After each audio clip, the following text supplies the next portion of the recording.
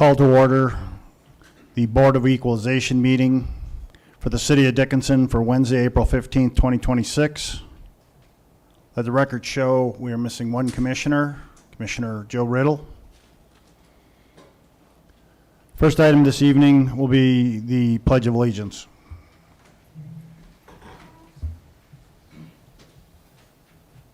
I pledge allegiance to the flag of the United States of America and to the republic for which it stands, one nation, under God, indivisible, with liberty and justice for all.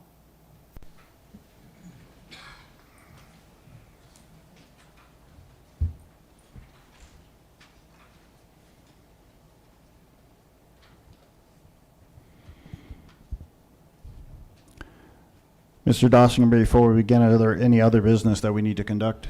Good evening, Mr. President, members of the Commission. There's no other business that we need to conduct this evening.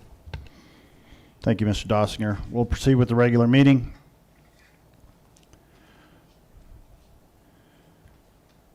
I would ask the city assessor if all the local work has been done and completed and all assessments entered into the assessment roll. They have, Mr. President. Would you please present your report?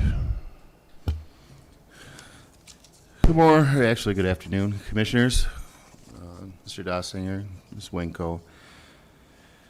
Report we have to present today for the BOE is a summary of sales, statistics, and tax roll information for the year ending in 2025.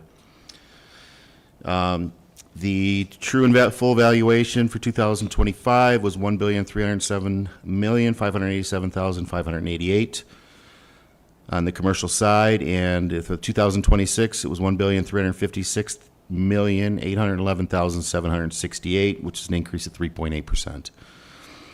The residential for 2025 was $2,038,135,300. For 2026, it was $2,245,611,800, which was an increase of 10.2% from the previous year, for a total of $3 billion. For 2025, the total was $3,345,722,888, and for 2026, it was $3,602,423,568. So overall increase in the total assessed value of 7.7%. The taxable valuation for after all of the reductions were made to the net assessed values for 2025 was $157,954,668, and for 2026 it was $168,893,119, which was also an increase of 7.5%.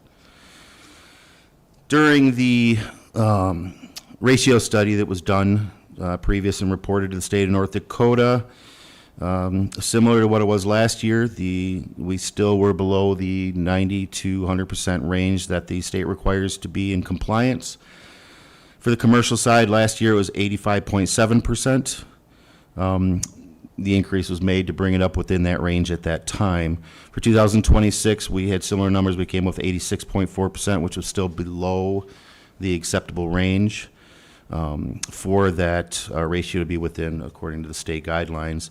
Same with residential. Last year was 84.8%. This year that did come up, which kind of shows that the entry procedure compared to what the ratios are being compared with was a little more accurate, I would say, from the previous year. So we still ended up below, just a little bit below at 88.5%.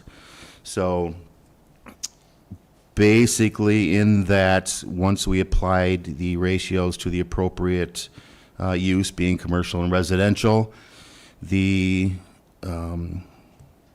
adjustment was made. And last year, I know the residential was between 7 and 8% increase on the study itself. This year, we were a little bit lower on the residential side. We got to 91%, which was the lowest we could be and remain in that. So residential was seeing a 3 to 4% increase this year compared to the 7 to 8% last year. On the commercial side, last year, I believe, if I remember correctly, it was between 14 and 15% increase based on what they had to change to get it within that acceptable range. This year, we were able to get that to the 96%, which represented the 7 to 8% of the commercial rather than a much larger one compared to last year.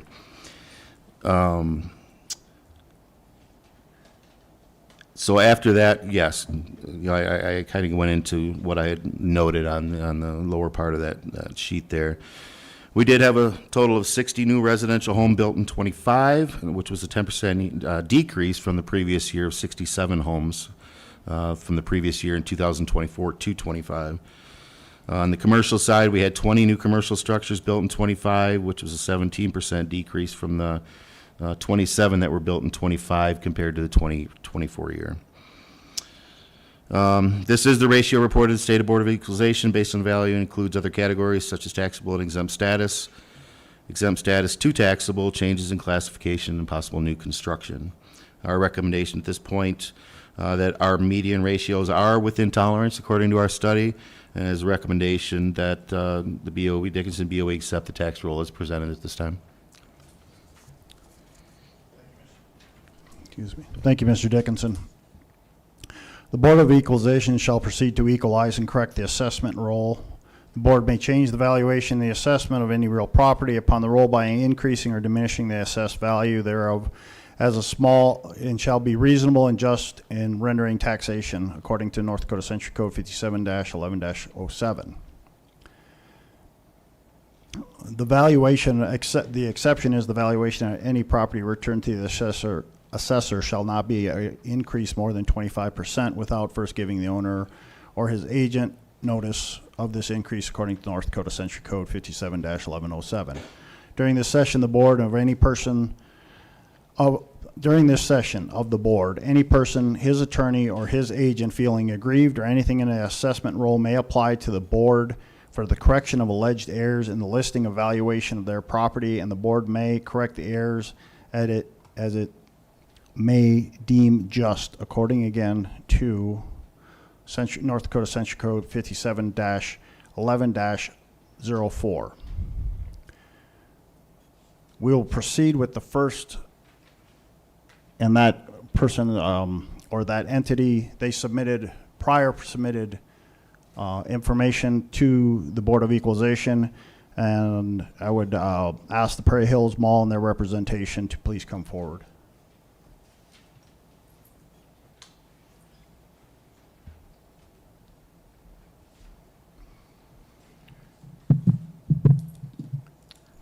Hi, good afternoon. My name is Aranda LaFortune, and I'm the general manager at the Prairie Hills Mall. I am formally appealing the 2026 assessed value of $14,786,900. I did provide a packet ahead of time so the board would have all the documentation in front of them. This appeal is specifically for the main mall parcel only. The property was purchased in April of 2024 in an arm's length transaction for $9,870,700. And we also have an independent appraisal valuing the mall at $10,950,000. There have been no material changes to the property, no major renovations or income increases that would support a $1.2 million increase in value over the last year. While the addition of tenants like Hobby Lobby is a positive step, the property is not yet stabilized and continues to face vacancy, leasing challenges, and capital investment requirements. Based on this, we are respectfully requesting the value be adjusted to reflect the market evidence that we have presented. Thank you. And have you met with Mr. Dickinson? Yes, I have. Okay. Yes, just to add to that, we did have a great conversation, I think, yesterday, and some suggestions were offered up about possibly looking at an income approach to valuation, which, you know, Randa and I discussed, and she was going to possibly work on getting some information from the owner, and that's going to take some time. So I did mention that, you know, we would possibly like some more time to look at this, because with that type of approach, we're going to have to do collect some income and financial data for previous 3 years, and I think that would be very helpful in adjusting that back down to where it should be based on a lot of their vacancy that they're seeing with the struggling of the mall. So at this point, we would like to continue working on this if that's a possibility moving forward. And I don't have the detailed financials in front of me, but we do have, documents that support what the actual market value of it is. So I would like the board to make a decision today too. We did visit this last year, and we weren't exactly sure on what we needed to present to them before we could have them hear what we had to say, but I wanted to make sure that they had that in front of them today so we could possibly get a decision. Was I'm looking at the date of the appraisal. This date of the appraisal was before Hobby Lobby was in the mall. Am I correct? Correct, yes. Have there been any new tenants, Not major retail tenants, no, some smaller ones. smaller? Okay.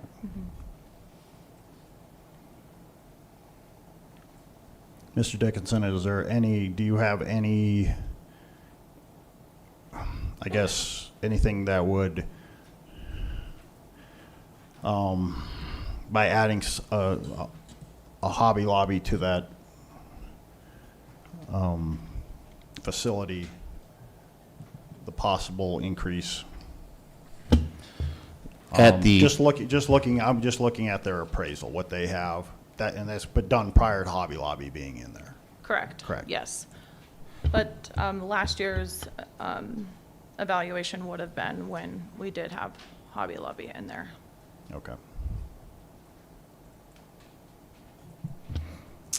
just speaking basically from experience with independent appraisals, vacancy would have been figured into the appraisal report at the time the appraisal was done.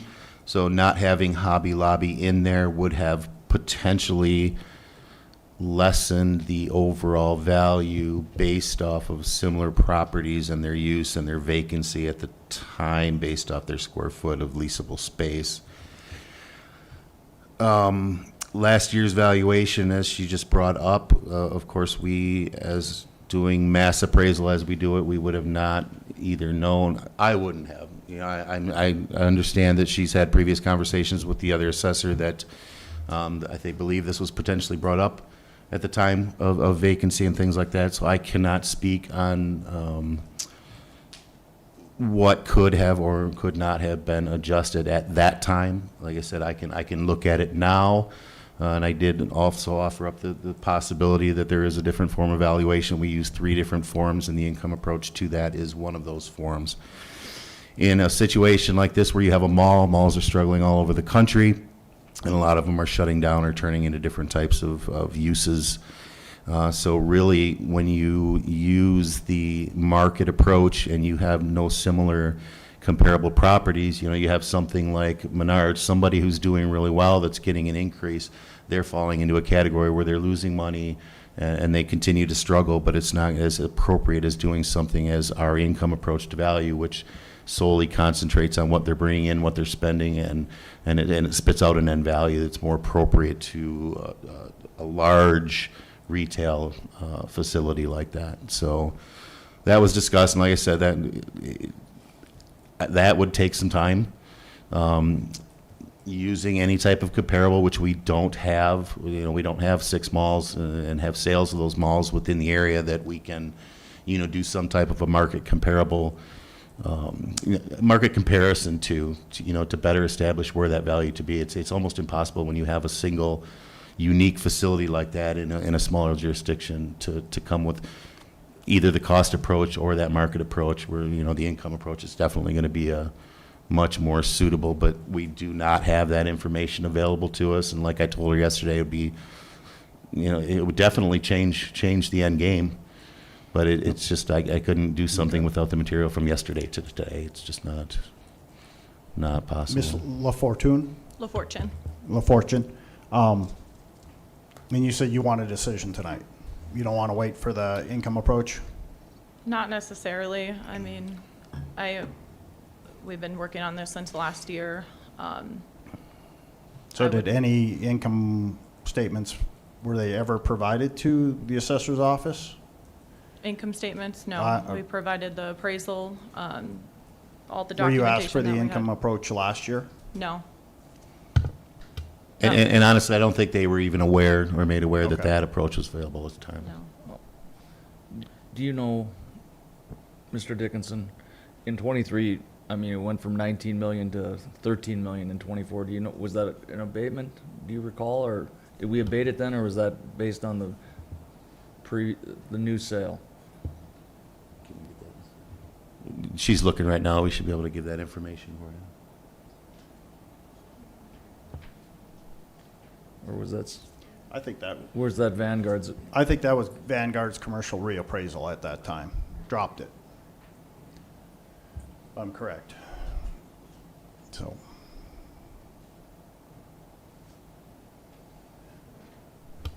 That is correct. They were, as you said, June of '23, commercial reappraisal was done on that property. So. I'm also not sure if that was the time that they had, that was before my time, but maybe that they had sold off of the, where the Papa Murphy's Pizza was prior. okay.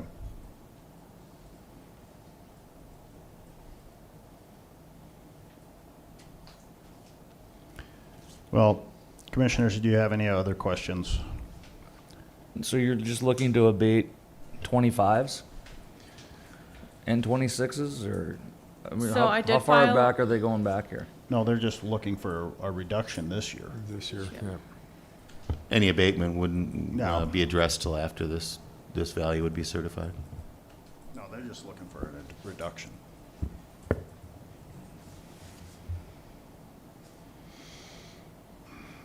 Mr. Dickinson, how long do you foresee that income approach taking?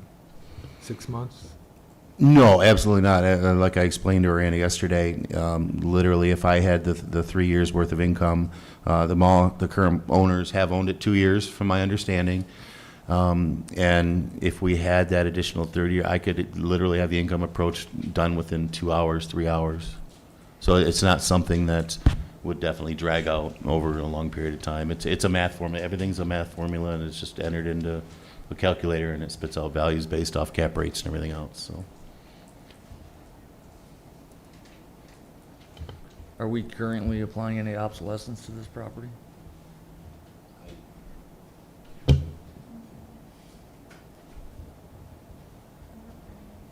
That is no, sir, we do not have any. Which is another case, whether it was the income approach or whether we looked at an obsolescence, it would be a vacancy obsolescence based off total square foot and the leasable but not leased space at the time. But we also do not have that information, and we had not discussed that yesterday.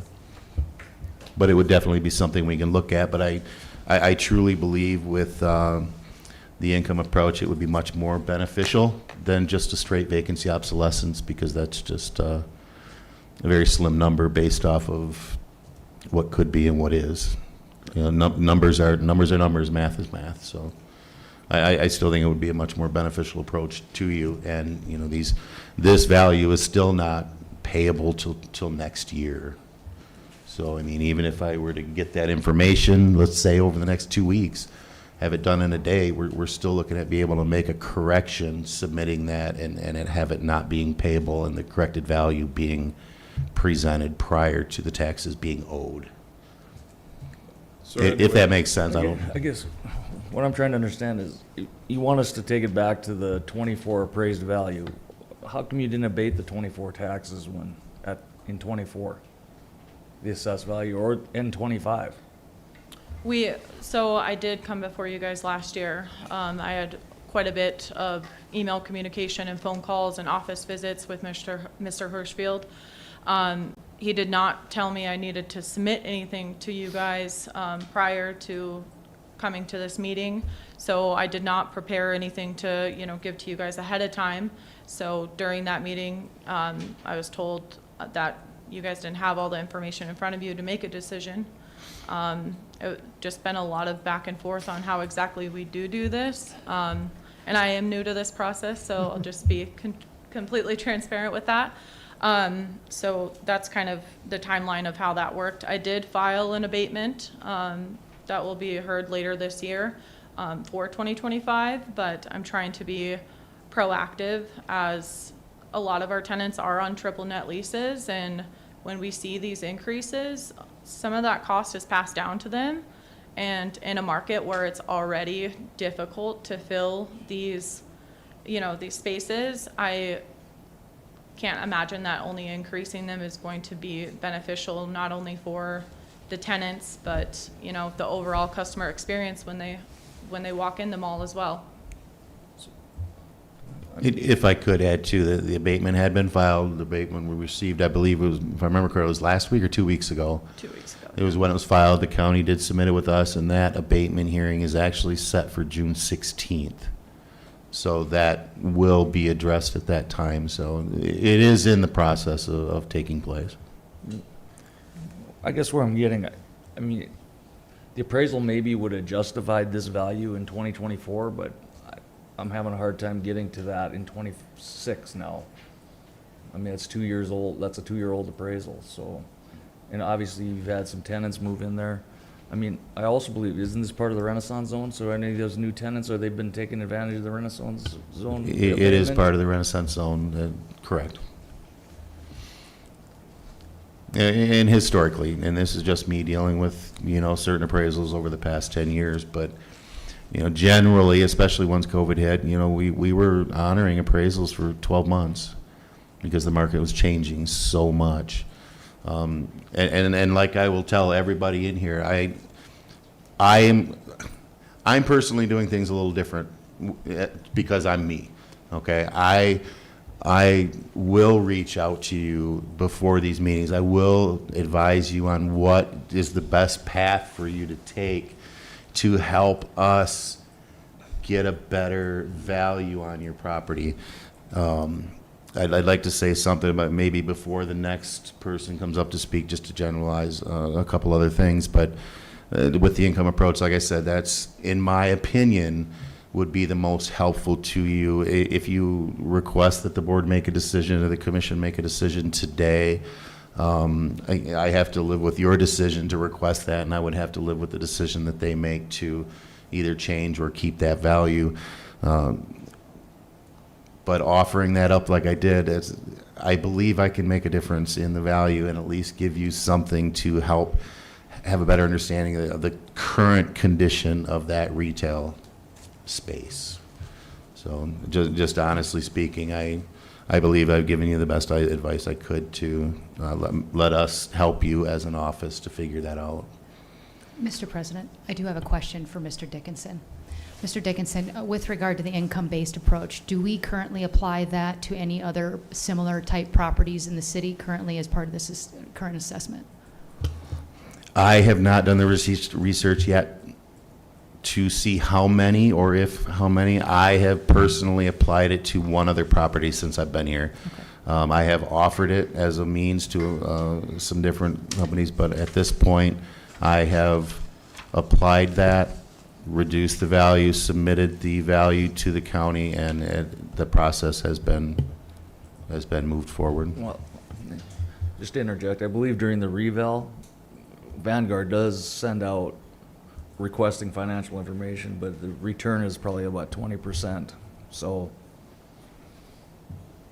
it's a touchy subject when people are looking. It's confidential. We Right. do keep that information confidential, but it is a straight value. It's a straight math formula using a capitalization rate, the current value and the amount of expenses basis versus income, and it spits out a value, and it's straight math, and it often is really beneficial, and it changes.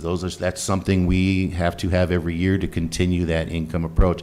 And if you have a good year, it's going to reflect, and the value could possibly come up from where a bad year took place. It's going to reflect in the following year's financials. If you have a bad year, it uses the two previous, and you have a bad year, and that income versus expense ratio drops, that will be respected when that math comes out, and it'll actually bring that value down, just like a ratio study would do if market sales started the sales started selling for what they were assessed at. Your values would actually come down. The buyers and sellers, like I tell everybody, the buyers and sellers set the market. We do not. We do not set those ratios. We analyze the data from the seller to the buyer, and that creates either your market increase or your decrease. We don't just choose whether it goes up and down. The sellers and buyers do that.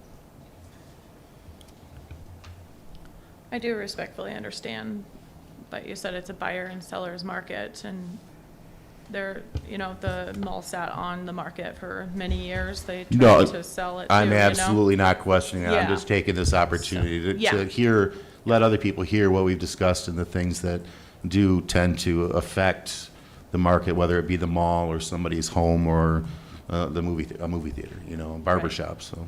Yeah.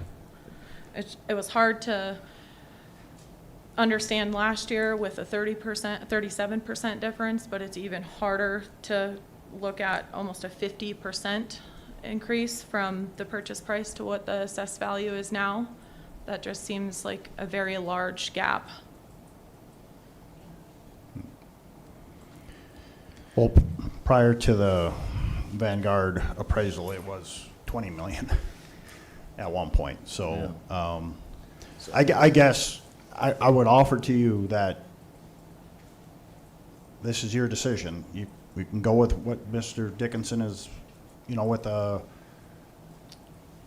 with this, you know, income approach. But if your request is then for us to make a decision tonight, then we have to base it upon what information we have. So. Yes.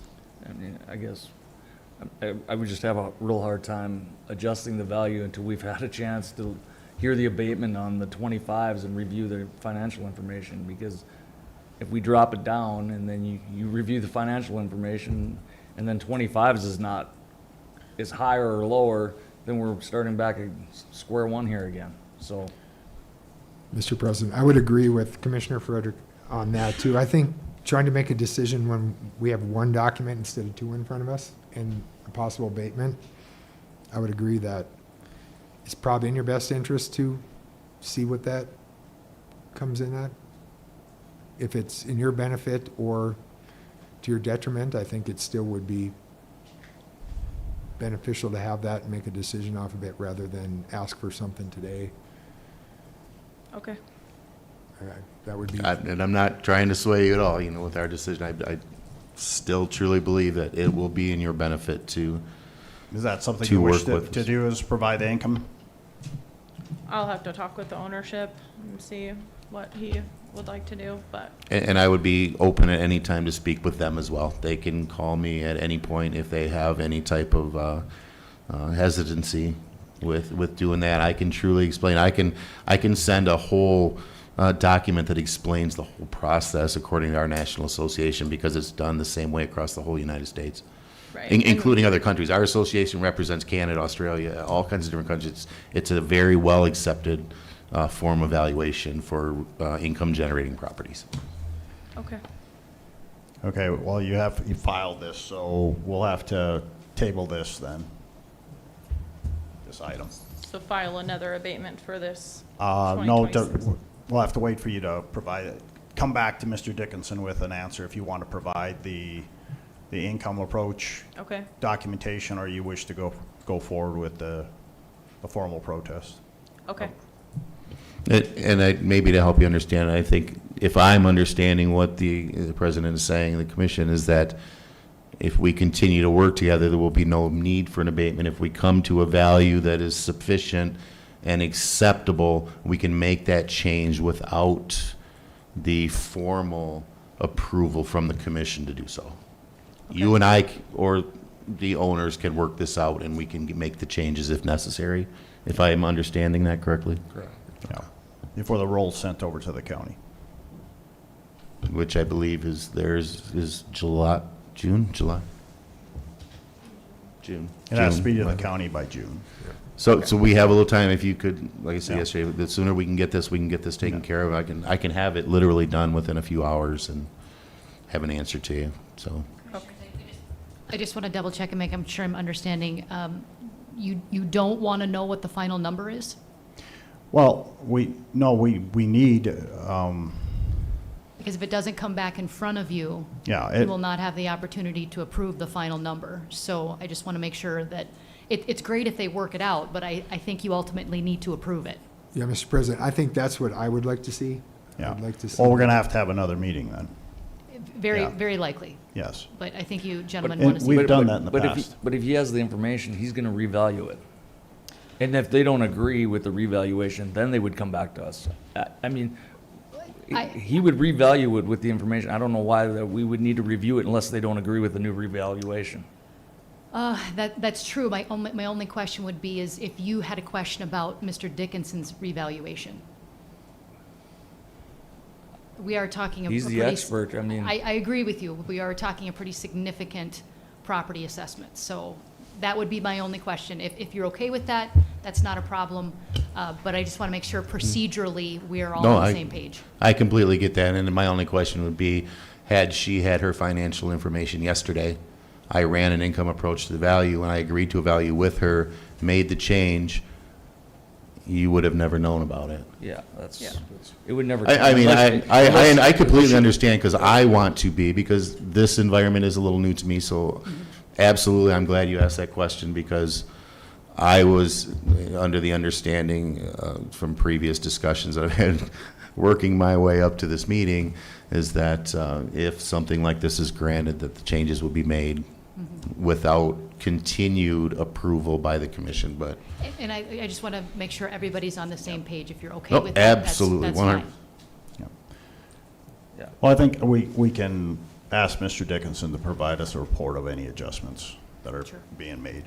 And that's one thing I would ask anybody that's here tonight, that you should, and that's one of the most important things when your notification comes out, you should sit down or call and talk to Mr. Dickinson and his staff before this meeting, because he does have the power to make the adjustment or come back and ultimately say, I'm not going to change it, and then you can come in front of us with your grievance. But if you haven't met with him, it's very hard for him to make that change that you're going to talk to us about. But so you're going to provide him with the information then? Yes, I'll Okay. talk with the ownership. Like I said, we have only owned it 2 years, so I'll have to see Okay. what we all have. This is the first time I've ever heard, we met on Wednesday. No, that's Or understandable. no, Monday. And that's the first time I've ever heard about this income approach. That was never something that was told last year Okay. at all. I apologize for that, So. if you weren't told that, so, thank you. So Thank you. Do we table this or just? I don't think we have to table it, because Don't it do anything? basically comes back. Mr. President, I think the motions that you're going to make at the very end will. Right. To deal with that, so. Right, Okay. yes. So Okay. thank you. Thank you. Thank you. The second set of documents that we have submitted is from the Roars Corporation that's in front of us.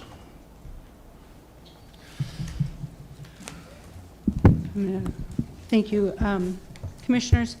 For the record, Shannon Roars, appearing in front of you on behalf of 4 properties in Dickinson. If you start in your folder on the left side, the binder clip packet is what I'm going to go through. I will try and be as quick as I'm able to as far as going through that. We have 3 apartment buildings or apartment complexes. That's the top 3 items on the top table. And then we have a commercial center on the bottom. For the 3 properties or the 3 parcels that are listed on the top, we do have recent appraisals for those. But what you see laid out on the top table is not only the increase that we received on each of those properties from 2024 to 2025, which were significant. You can see the increases were 31%, 30.76%, 30.75%, and 47.5% in that year. And then the increases that are being proposed for this year take the total 2-year combined, if you go to the far right column, of an increase in 42%, 41%, 41%, and 56% over 2 years' time. We do have recent appraisals, as I mentioned, for the 3 apartment buildings. Those were recently refinanced. And so in your packet, there is a paper clip, and then there is a binder clip. The paper clip is the tax statements and the relevant pages from the appraisal for the Prairie Winds 1 and Prairie Winds 2. If you look, you can see that those numbers, that appraisal was done January 9th of 26. That appraisal is a combined appraisal for both buildings, but you can see that the appraisal valuations came in, they did a fee simple market value, and then they also did a sales comparison approach. Those numbers varied in the appraisal for between 6.4 million and 6.6 million. That's combined for the two properties. And the numbers that are being proposed for the two properties right now separately are 4.765 million and 4.772 million. So obviously significantly higher than the very recent appraisal that was done for the lender.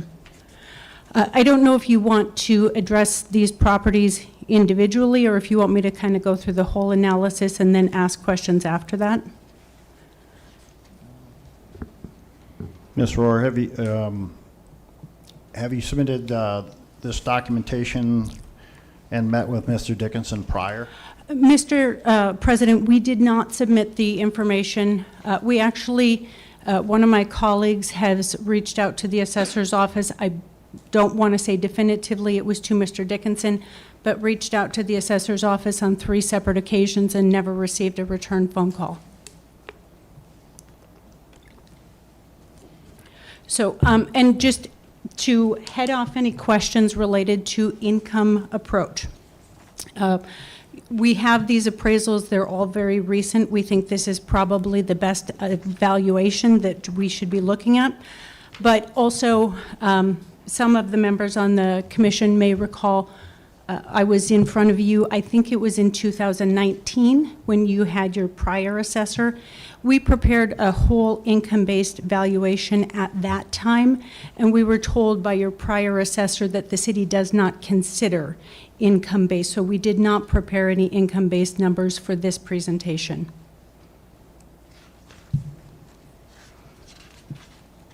Would you be amicable to providing that? I mean, Mr. President, we certainly could put that together. You know, it takes significant resources from our team, but because these appraisals are from November of last year and January of this year, I'm not certain that it would be necessary, since these are using comparable sales, which during our previous presentation, which granted was several years ago, we were told that the city has to use comps, that they're not able to use the income-based approach.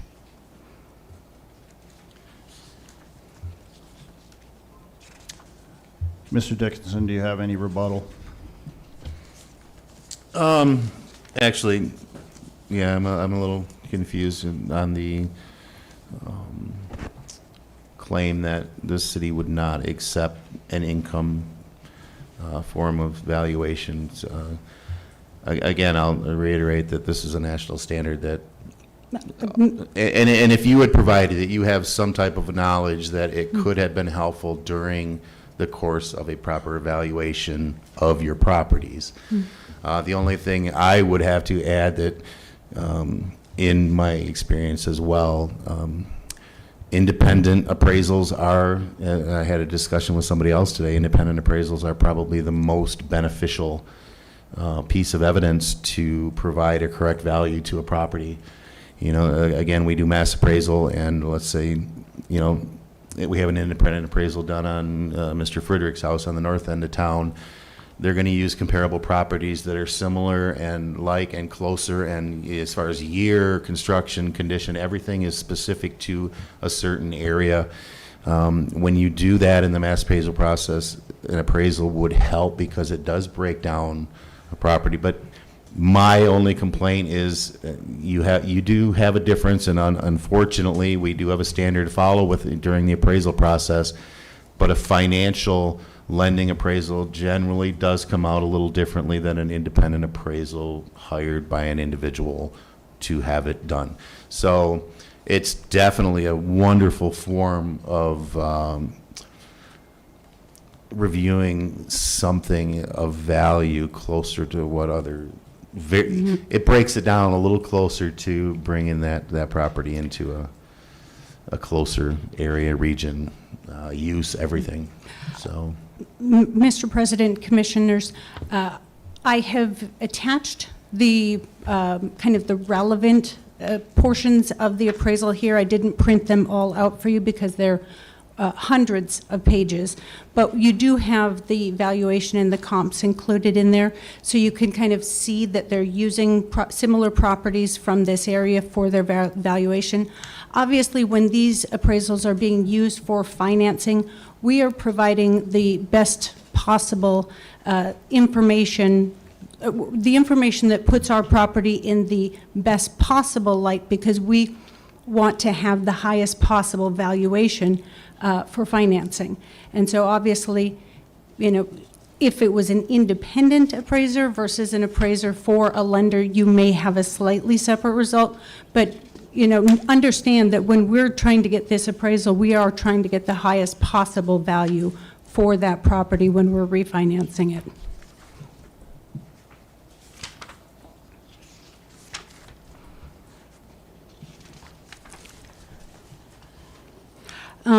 So I'm sure you're looking through it also. The binder clip has got the tax information and the appraisal for Westridge Apartments. That property over the last 2 years has increased from $15,896,000 to $22,642,000. The appraised value coming in for that one is between 15.6 and 17.8 million.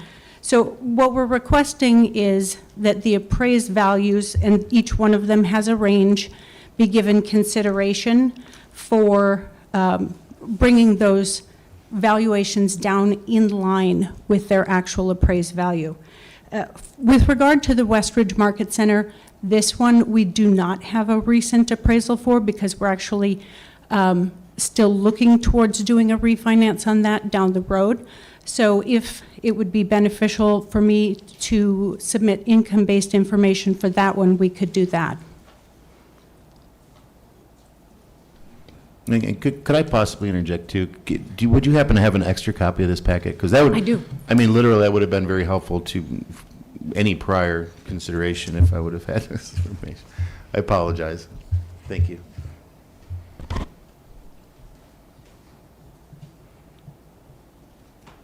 So we're looking almost exclusively at the information on the left side.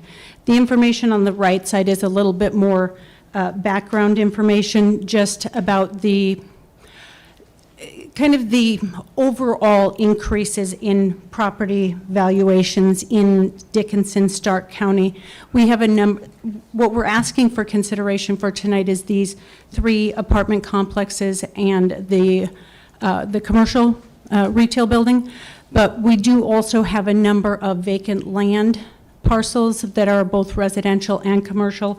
And the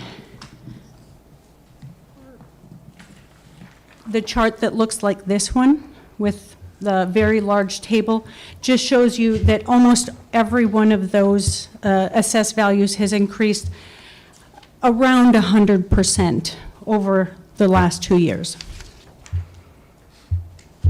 And it's just raw land.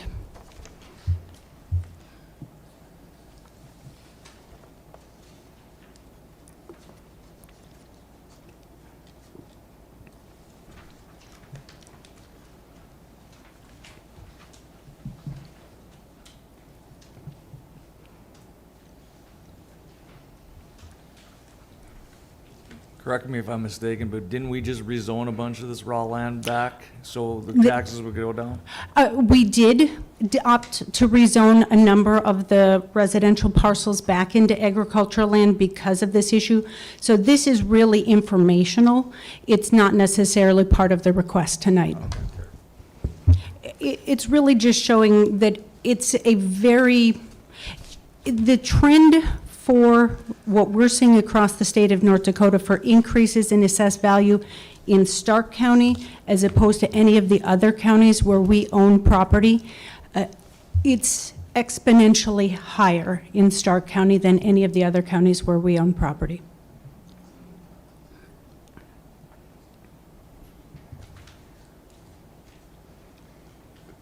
Mr. Dickinson, these values, the 24 assessed values, were those Vanguard values on these apartment complexes in the center?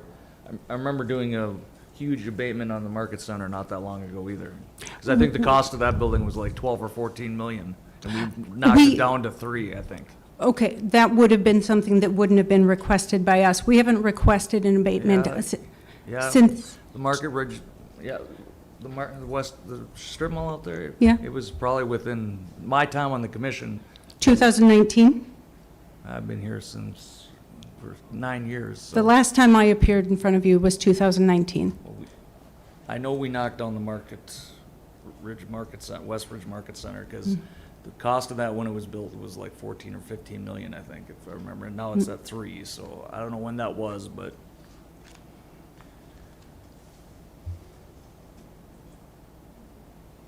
But the apartments, was that the 24 values? Was that Vanguard's number? I'm sorry, yeah, just to agree with you, that was done at BOE in 2019. Was when you last appeared. The reduction was made at that time. We just had the opportunity to get the parcel number, so she's looking Yeah. up some data right now. so. Okay, yeah, I'm just curious on the 3 apartments, the 24 valuations, if that was Vanguard's or our own number.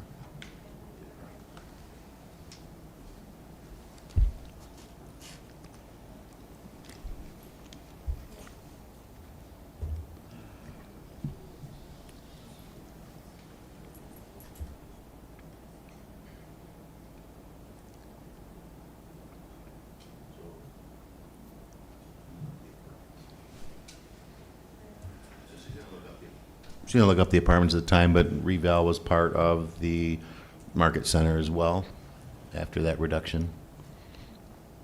So there was an increase, at least on that property, post reval from 24 to 25, 23 to 24, my apologies.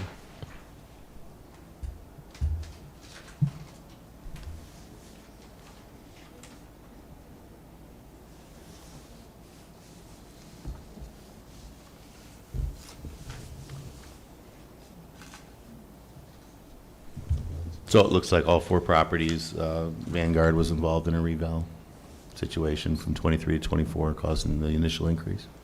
So the 24 value is Vanguard values. Correct. Do we know the 25 and 26, what we used as justification? Because the 25 value went up, $5 million, 31%. What changes were made did we take off some obsolescence or? Which one were you referencing again, From Commissioner? 24 to 25, the West Ridge Apartments LLC, the 155 units increased 4.96 million, 31%. So that had to be our value. I was just curious what we used for.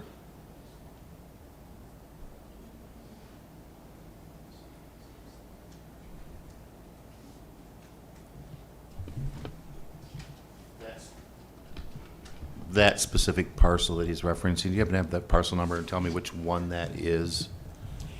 That is 2500-0100-0200. It's in this on your left side. On the left side.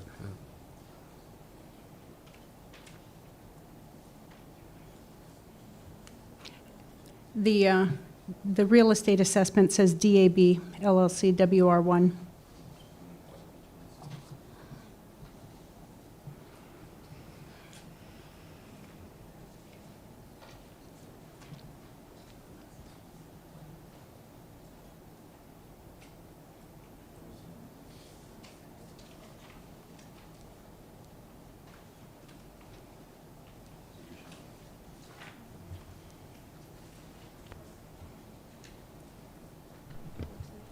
And you're looking for the percentage from 25 to 26.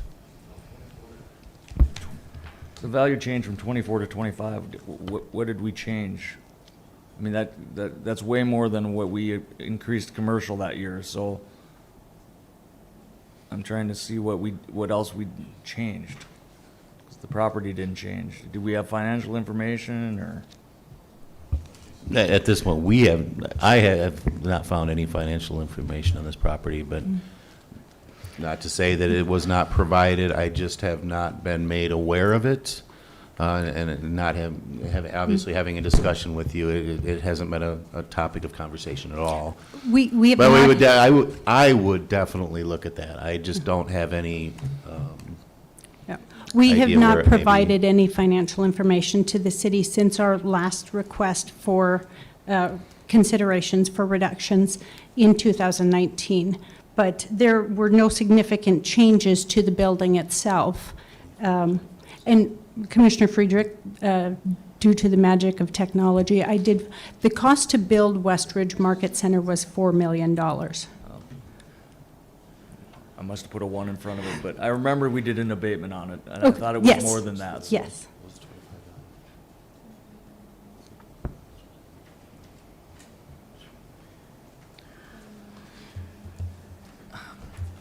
I mean, there's just too much here I think there's too much here to make a decision on this in 5 minutes. I think we need to have Mr. Dickinson and Roars sit down, review some more information, and come back with a recommendation. I mean, appraisals help, but I think these are income-producing properties. I mean, the income approach is probably your best option. Mr. Commission- President, I would agree with Commissioner Frederick. You just handed us this packet like 5 minutes before this meeting started. I don't have time to go over this. There's a lot of information here. And from what I see, Mr. Dickinson hasn't been not given the package either. So this is all new to him. I would really like to have some time to look through this. I can't make a decision today because there's just way too much information here. Commissioners, I understand there definitely is a lot of information. We tried to synthesize it as best we could in this first page. The lack of providing information was not for lack of trying. and I would gladly sit down with you, whether it's in my office, I will come to you. I would gladly welcome a sit down. You should know Because obviously when- where we're located before you offer that. I'm no stranger to these type of packets, but I do like to prepare, and I would love the opportunity to sit down and go through this, because Okay. even with this much information, there's always questions. My card is in the front of Absolutely. the packet. If you want to reach out, I believe my cell phone number is on there. You can call me directly, and then we can answer whatever questions or provide you whatever information you need. And knowing that you are interested in the income approach, we can definitely do that for the Market Center. I think that is probably our best methodology for that. But we'll have to look and see. I have to talk to my accounting staff and say, how much time is going to be required to pull together all of the income information. We unfortunately are also in the midst of a big financing proposal. So Understandably, and in the Yeah. same sense, the federal filings for those same years that are already completed, filed, a copy of that would be totally sufficient without pulling another set of full income. Federal filings are often work just as well because they've already been reported. They're unaltered. You can't alter them after you file them. Schedulees in a lot of cases, federal filings. I don't know, we generally have everything extended until September, and so I would have to look and see what's available. Absolutely. Whatever we need to do to make things right with whatever. Okay. Any other your questions questions are. then? Any other information you need? No, I think you just contact, or Mr. Dickinson can contact you and tell you exactly what he needs. So, Thank you. Thank you so much. that is all for the pre-submitted. If anyone wishes to come forward and address the body, like I said, if you have not met with Mr. Dickinson, I would advise you do that. We do have one gentleman online. He's got his hand up. I'll grab him quick. Go ahead, sir. Your name? Yeah. Good afternoon. My name is Henning Christensen. I work for CBRE. We were agent authorized to discuss Sierra Ridge Apartments. And I unfortunately found out about this from the ownership on Monday, the assessment, and was able to put together some of the sales information that I've provided to Mr. Dickinson's office only today. Would love an opportunity to sit down and discuss with him, provide financials if needed, go through an income approach, and work through this this appeal. Just short time schedule didn't allow for it. Okay, I would advise you to do that, because we will probably have another meeting on this subject to approve what we send forward to the county sometime in May. So Wonderful. please And contact Mr. Dickinson's office. Not a problem. I've sent an email, and he has some of this information, and we can correspond via email or telephone, however he prefers. Okay. I look forward to working with you, Mr. Dickinson. I don't see you on camera, but No, me as well, and I will look for that information. I have not spent a lot of time in my office today, if it just came during the afternoon hours. But, yeah, definitely look forward to working with you and getting some of this resolved possibly. understandable. All Thank right. you. Thank you. Ma'am, you had your hand up. If you want to come up, please. So before she starts speaking, can I speak to the audience, just? Sure. I just wanted to add what. You can stay up here, so you don't have to keep Yeah, walking yeah, back and forth. I'm just trying to sneak Get your in steps something in. I actually wanted to say, especially to the audience here today. Some of the commission has mentioned the fact about meeting with the assessor's office. I think there's a misconception out there, and I see it on social media, and yes, I do follow social media, and a lot of times I'd like to say some stuff, but I don't, because I want to meet with people. I don't get involved in the social media stuff. But from the time you get that notice, and this is every year, the state of North Dakota actually this year only started requiring jurisdictions to mail these out to everybody. The city of Dickinson has done this for many years, so it's been a normal thing for us. But from the time you get that notice, you don't have to wait to this hearing to come and address this. Come into our office and sit with us. Our staff will definitely sit down with you. They'll take a phone call. They'll come out and look at your properties.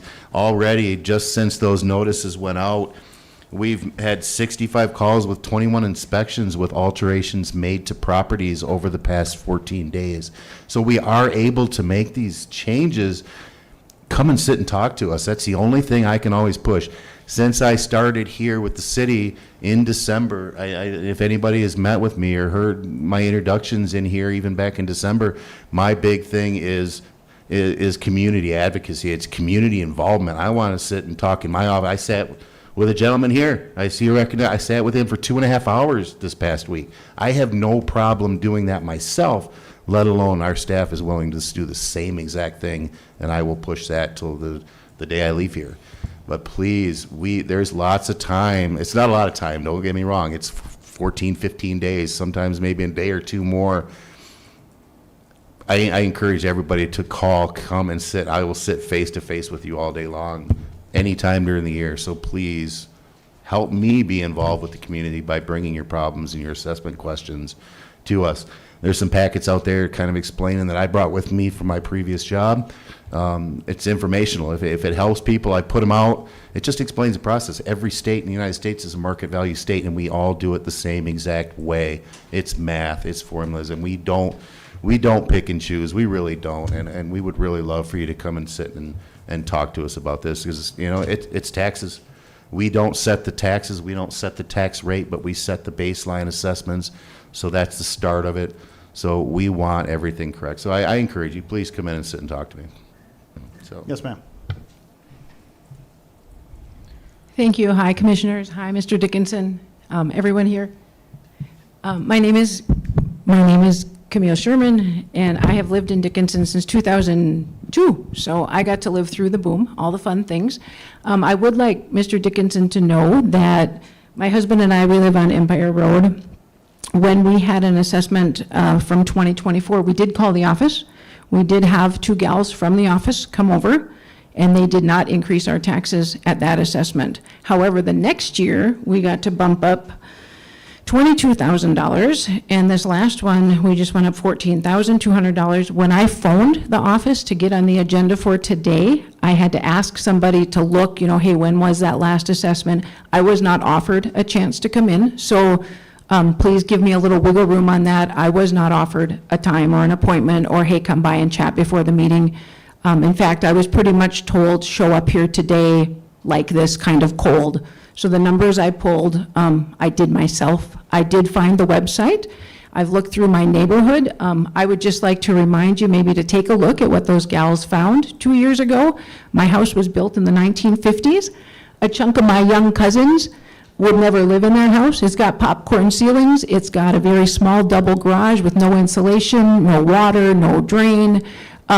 I just think that I had brought this a couple years ago. I thought that the gals who came through and looked at every inch of our property inside and out had decided it probably wasn't worth much of an assessment increase back then.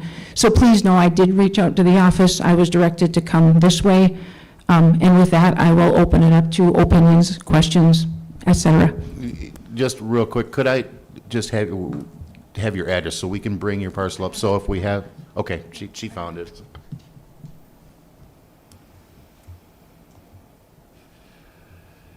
And ma'am, you heard at the beginning that across the board, you said it went up about 14,000 this year, right?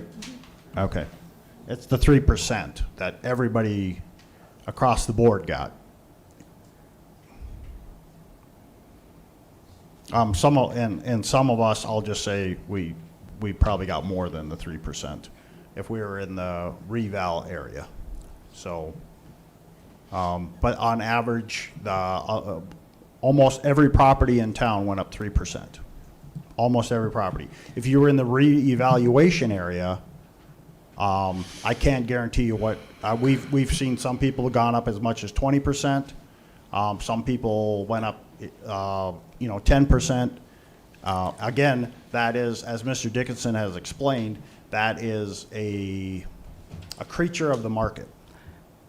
And again, I did ask for the city itself to come take a look 2 years ago. They found significant things about an old property. If someone wanted to move into my home, I don't doubt that there'd be $250,000 of remodel. So I think we need to consider some depreciation on some of these properties, because in those 2 years, we've done zero improvements. Not a window, not a driveway, not a fire pit, nothing. I'll just again reiterate, the 3% increase that most people saw is not because your property was improved upon by you. It is just the general market as a whole.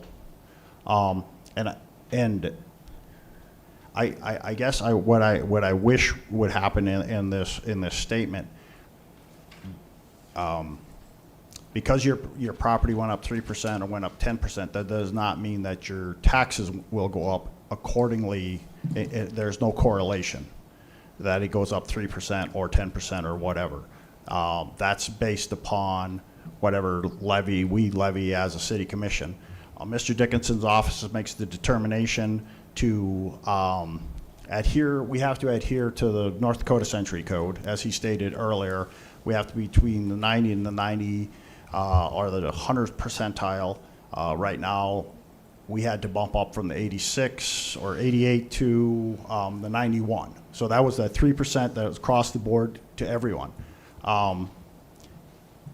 If that's something we have to adhere to, and then we set the rate as a commission, what mills are levied as property tax. So, And again, I would just like to reiterate, the messaging that was just presented was not given to me when I had called 10 or 14 days ago to, hey, come in and chat with us. I was not offered that. And I'm not making excuses at all, but a lot of times when these phone calls come in, and they do advise, because at that point, if you have a lengthy discussion with, let's say, one of our staff members, it's the same as you coming and sitting down. You always can. You can always follow up. You can walk through the door at any point without making an appointment.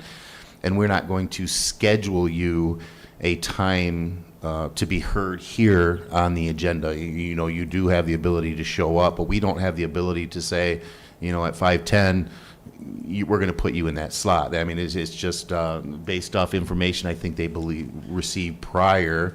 And myself, my staff would definitely have gone over thoroughly with you any changes that were made. And looking at what you just pulled up when I did look briefly at your property, from that 23 to 24, there was multiple changes made from the 24 year going into the 23 going into the 24 assessment.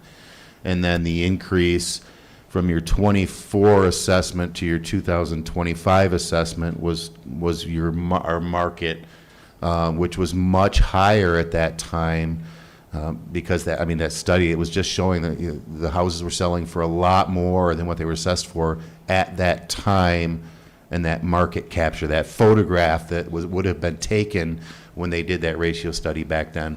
I wasn't involved. I can look at the data and I can look at the percentage of increases from previous years. My only knowledge with doing it this year was what, the stuff we did from last year's sales. We only used one year's worth of sales on the residential side because we have plenty of them. So we don't take into consideration anything that was done in 24, 23, any prior year.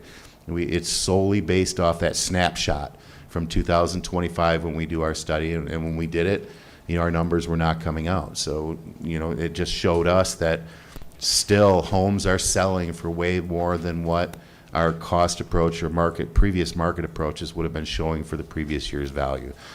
Much less, like I said, 3 to 4% this year on an average for all residential that had not had any type of a reval or changes made, or from a previous protest or appeal on a property where we did a visit to the home and picked up things that we did not or had not previously been assessing for. I could come to your house today and realize that you have a garage that we didn't have, so we're going to add it. Generally we're not going to add it for this current year. We're going to put it on the upcoming year. We're not going to increase your current value.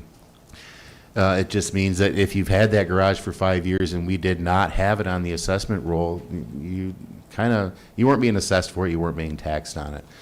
So in some cases like that, like when they did this visit to your home, they added things that had not previously been there. They just corrected our data. So my big thing is, and I've always been that way in any assessing office across the country, the closer we can get to having correct data in our system, the closer we're going to get to that cost-based value, and then the market value should trend appropriately with that base cost, and it should be what you could sell your house for today. Ultimately, that's the goal we want to get to. Our assessed value should be able to be what you can call a realtor today, and they can put it on the market and sell it for you, for that amount. That's our ultimate goal, is to be as close to market value as we can.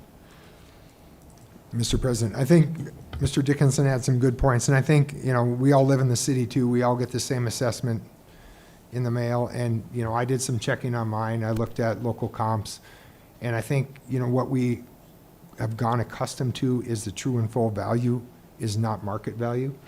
And I think you touched on that right there, which is, it should be. If our information is correct, I don't care if it's our baseline data, if it's our ratio study, if it's processing the sales information compared, if all that information, if our data is correct, exactly, we should be exactly close in the true and full value and the true market value of our area, our jurisdiction. Well, the only thing that I would look at in the future is maybe looking at different areas to see if there is a difference for what houses on the north end of town are selling for compared to the south end of town. But I have to see and look at the legalities of what Century Code says and whether that is able to be split up. But that would give us a little bit better picture too on the downtown area compared to, a subdivision that's being built and properties that are being sold in the northwest corner of the city area. So that's something I could look at in the future. But right now, this, especially asking questions about going back a couple years, the previous assessor too, he would have had to have met the same state set guidelines and fall into the same ranges. And I did. I kind of read those and looked at those numbers that were just below that 90% range. And that's why he would have also had to add that specific increase to get that over that 90% threshold. The lower end you're on that between that 90%, at 91% with the residential, If we would have decreased that trending, that additional amount, it would have dropped it. It would have kept us below that 90%. So working within our system to get it to over that 90%, but not too far over that 90% is also where that landed with the 3 to 4% increase for this year. Well, and my second comment on that is basically years prior of lower valuations, theoretically, there was multiple years of discounting off your value that was done by the city just by having a value that was so far from market, and now trying to bring that back to market, those increases, but the benefit you reaped was the years prior when you had a discounted value. I noticed that on my own property. There was one year that there was a large increase on that, but the years that I was within that lower value, as Mayor Decker indicated, I was probably paying less of a assessment or property tax than a true full value market value of my home. So I think that's the one thing we need to look at. The years prior, with a lower valuation, there was a benefit given to you off of that number. Ma'am, you wish to come in and sit down with the assessor's office or have them come and review your property? I think the timeline on that would be something, we need to get something to the county by June. Sure, I would welcome a visit within the next 2 to 3 weeks. Yeah. Well, like I said, we're going to have another one of these meetings once these are adjusted. So. I'm just out of curiosity, what do you feel the value of your house is? I don't know. We bought it in 2010. So I've looked through the little computer of the neighborhood, and again, that neighborhood, every house is very, very different. I don't know. I have no intention of moving for at least 5 years. So the most recent assessment I have came from this office in 2024. You lived there 5 years, you said? I'm sorry, You what? lived there 5 years, you said? No, I've lived there since 2010. Oh, 2010, okay, I'm sorry.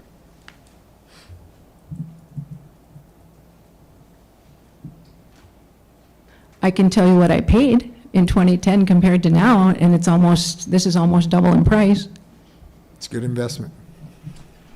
We've had that discussion, I believe, private basis. I mean, for 100 years, the best investment you could ever make is in land.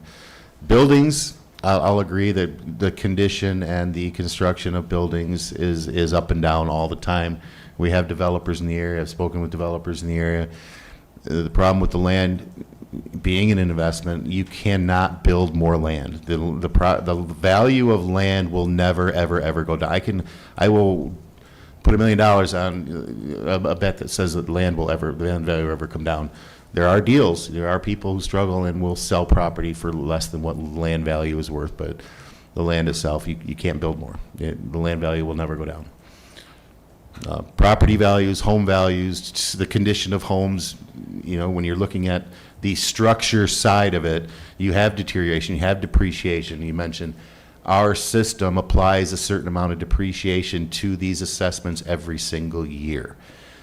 Every structure has a certain life expectancy, as we call it. Some have a maximum 20 years life expectancy, some have 15, some have 60. Residential and commercial properties have a percentage of depreciation that is applied to those assessments every year. Market does override that after the fact. You're still getting the depreciation. It's still depreciating in value when you look at the guts and the background of the way our software system puts those values on. But it's in the initial phase, so the depreciation is applied, and then at the very end, your market factor is applied. So that's your sales. That's your sales data that we've collected, and that's your increase or decrease. My old jurisdiction, we were actually seeing decreases in certain areas of residential properties. But again, the buyers and sellers are setting that market. We just analyze the numbers. When people start paying less than what these houses are being assessed or appraised at, you're going to see that market come down. But especially since COVID, these values have not, nationwide, have not gone down enough to make people realize that the housing industry has stabilized. It's just not right. It's not there yet. We're seeing it I mean, I can see it in the numbers from last year to this year, 8% down to 3%. That's a big drop just in one smaller jurisdiction with residential properties. So that's a good indication that our market is trending back down. It's just not there yet. And I don't know what else I can say on that. And again, I'd be more than willing to have you come in and we can sit down and talk about this. Although our staff has talked, I don't know with the data that we have in the system if I'm going to be able to tell you anything differently than they have. So that may have been the reason it was not offered, that we're going to give you a second opportunity to discuss the same exact thing.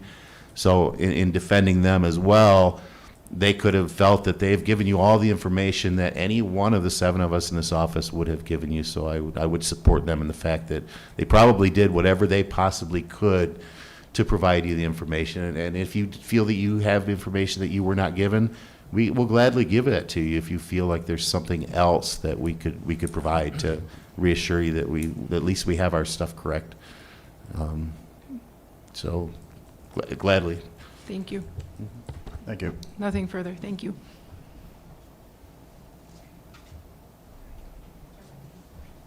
We got, I think I don't know if these ladies are coming up or, no? Okay. Go ahead, sir.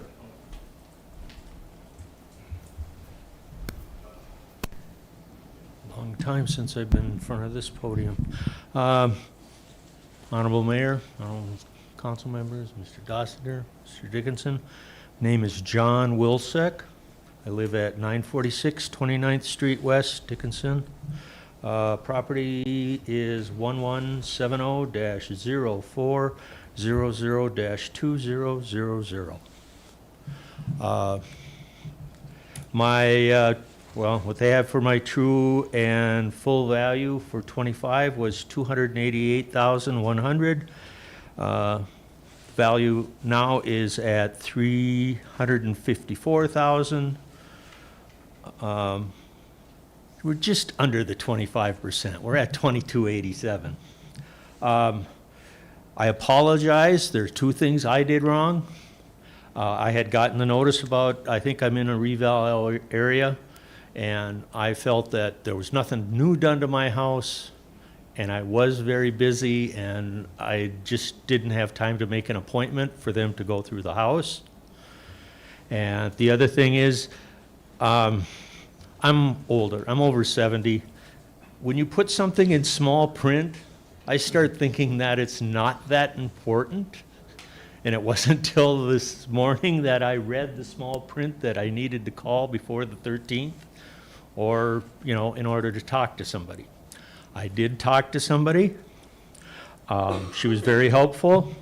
I found out why it went up 22%. And these are things I thought some of this stuff had been done before. She said that I had been getting assessed at a unfinished basement. I have a finished basement. She said I was getting assessed for insulated and heated garage, my attached garage. Half right. It is insulated. It's not heated. I also have a 20 by 40 shed, and that was said insulated and with heat. Neither of those. Now, what she said was, well, we looked at other places, and if they had a big garage, they had it insulated and heated, so we assessed you for that. That assessment is $18,000. And if I got that taken off, I'd be down at $1,667. Everything else about it is, like I said, she was very helpful, but the big garage is not insulated and it doesn't have heat. And I'd like to get that $18,000 pushed off to there. And I'm willing to meet with Mr. Dickinson or staff, or somebody wants to come out and look and see. If you don't believe me, and that's all I got. Thank you. Okay. Well, I would welcome that you go ahead and sit down with staff and have them come out. I think they'll take your word that it's not insulated, so. Or heated. Or heated. I don't know. I got a tough staff. They're pretty. No, absolutely. I'll come out there myself. Okay. Absolutely. Somebody would come out. Objective errors are 100% we can take care of all day long. Objective errors, they're things that we can physically see. Subjective becomes a little more difficult. Yeah. So absolutely. Yeah, you talked about the way you get your numbers and everything else, and it's kind of like, I believe it, you know?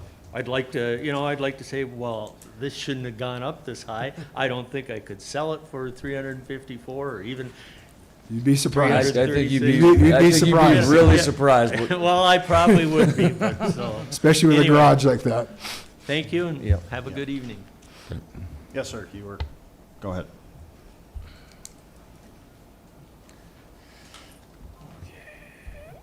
My name's John Kempenik. I'm at 1107 Dell Avenue.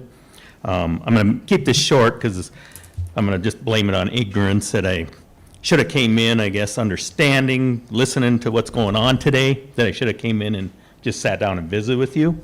So that is what my plan is just to come in and visit, if that's okay with the commission and stuff. you know. And this- 100%. And this is my opportunity, especially this being my first BOE hearing. It's also word of mouth. You know, I can sit here, what is there, 30, 40 people here that have been here. I can try to get out that to the public all day long, but it just does not get there. And when I'm, especially on social media, when I'm seeing that, no, your only opportunity is to come to this hearing. People believe that. A lot of times you're going to believe your neighbor over actually knowing what's going on. that And I want to sit back there and go, please come in and sit and talk to us. That was my impression, so I'm sorry about that. And there's no need to be sorry. And like I said, any way that I can get out information to you, if there's a better way that you feel I could get information out to the community that is truthful and is the right way to do things, you know, you don't have to sit for 15 days and complain about it. You've got 15 days to come in and sit and talk to one of us. Give us a phone call. You know, bring in appraisals, bring in pictures, and, you know, anything will help. So absolutely, I think that with this time, if they're going to allow people who come up here and bring their protest to the BOE time to come in and sit and still make these corrections, it's still That's what I'm willing to do. So. 100% welcome. Okay, Absolutely. thank you. Thank you.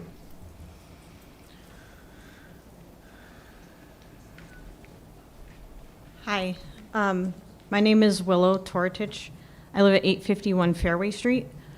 I'm basically going to copy and paste what the last guy said. I do have a comparable market analysis that compares my house to like 8 in the area that's sold over the last little bit. We bought our house in 2023 for 315 grand, or it was assessed in 2023 for 315 grand. We bought it for 307, so I feel like that, you know, a few $1,000s, not a big deal. The next year it went up to 364,000, and now we're up to 374,000. I know that it's not your guys' responsibility to know what goes on in my house, but we bought it from a retired gentleman who was an attorney and had a bit more money than us probably, and we moved in with 7 kids and a dog, 6 of which are boys. So the beautiful white carpet is less white. So I just wanted to, I understand that those factors can't be considered on every single house, but I feel like this report that compares my house to several others in the area that came back at a potential listing price from a realtor of $349,000 is a bit more accurate. Can I give this to you and then, or I can just come in and meet, I can just come in and meet with you potentially too? Yeah. Again, if the commissioner is allowing that option to people come and speak, I would be more than happy, and you can bring that Yeah, with just you. bring I it guess with maybe you. I Yep. have one question.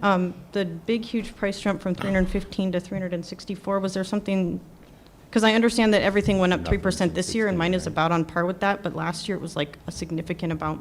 Well, Well, Yeah, we had a bigger increase that year. Yeah. There was a bigger increase, Okay. because at this time, we have not done a reval on your home, and we have not been to your property since 2016. Okay, So that increase would have solely been based off of the market at that time, okay. if we've made no 'Cause I- other physical changes to the property. The 315 seemed, you know, I mean, that's what we bought it for, but to jump from that to 364 in a year was where I was kind of, And I apologize again, what year did you buy it? 2023, Okay. so almost 3 years ago in June. Yeah, it's recorded on here, $307,500. Yep, that's what we paid for it, yep. Yeah. Okay. All right, Yeah. so I guess along with everybody else that hopefully will get permission to meet with you, I will call your office, so, Absolutely. thank you. Thank you.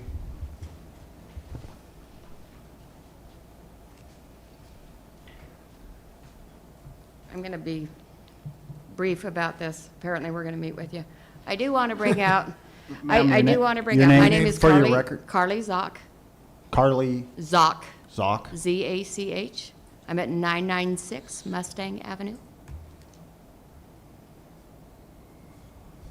Last year, when we got all of our assessments, I was in here in the meeting when we did all of the stuff that was in there, and I did try to talk with the previous assessor to where I ended up going all the way up to the state auditor because of the fact that we couldn't get any traction nor any help nor any kind of. I'm really grateful that you're here, and I'm grateful that you're taking the opportunity to treat us like humans that are not just trying to take advantage of the system, because we're not. When I'm looking at my assessments, I only bought my house at the end of 2021. My assessment has gone up $117,014 since I purchased my house. Now, I understand that an assessment was done at that time. We've had lots of floods. We've had lots of information that has never been looked at. And Commissioner Murphy, you continue to talk about the unrealized gains that were being taxed on.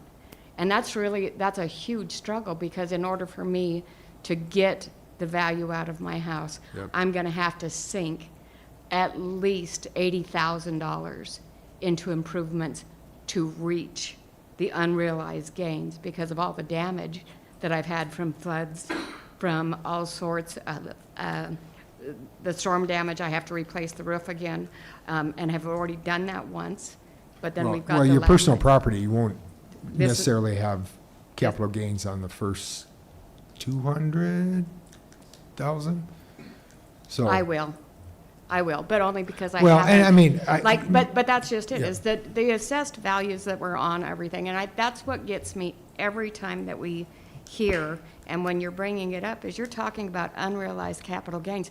I have plans to retire, not in this house. When I sell it, the next person should be getting hit with those increased well, like I said, your taxes. personal residence, you won't, if it's your personal residence and you're selling it to No. buy another personal residence. This is what I'm saying, but that's, There's- we're there's- we're taxed on a rate for assessed value that I've never paid for. I'd rather pay the 6.5% tax straight off the bat and call it good, like you do on anything else that you buy. It's very difficult to continue to see these kind of raises year after year on our percentage of taxes that we do pay taxes on, and then the percentage of increase in the value of the house. It's a struggle, and I hope that you guys understand that. I hope that you realize that, first of all, I had to take time off of work to come in because y'all don't meet for the rest of us that work out in the field, you know? Every time that I've been in here, I literally have to take a couple of hours off in order to make it here, in order to get on the list, in order to be in front of y'all. So that's a big deal. And that's what every single one of us are struggling with, is we wanted to be here. We have people that are retired, that are paying taxes that are 5 and 6 times more than what they paid for their original property values. You know, my parents and the seniors that we have out there are being taxed out of their properties because they can't afford all of this stuff. And granted, they have the Homestead Act that they're able to use as long as they don't have to sell something else in order to do the improvements that they had to do something else on. So again, year after year, I just want you guys to take that into advantage. That's it. That's what I wanted to say. I'll be meeting with you. Ms. Zock, you understand we don't set that rule, right? I That's- do that's- understand that, that's but I do central. understand that the assessed values and everything that's. But we're required by the state to assess your home at between 90 and 100% of fair market value. This is what I'm saying, though, So that's that I didn't realize that because when I reached out to say, you need to come and look at my property, last year, I was told we did, in 2021, we're not required to come in and assess it again. Well, I think that's changed.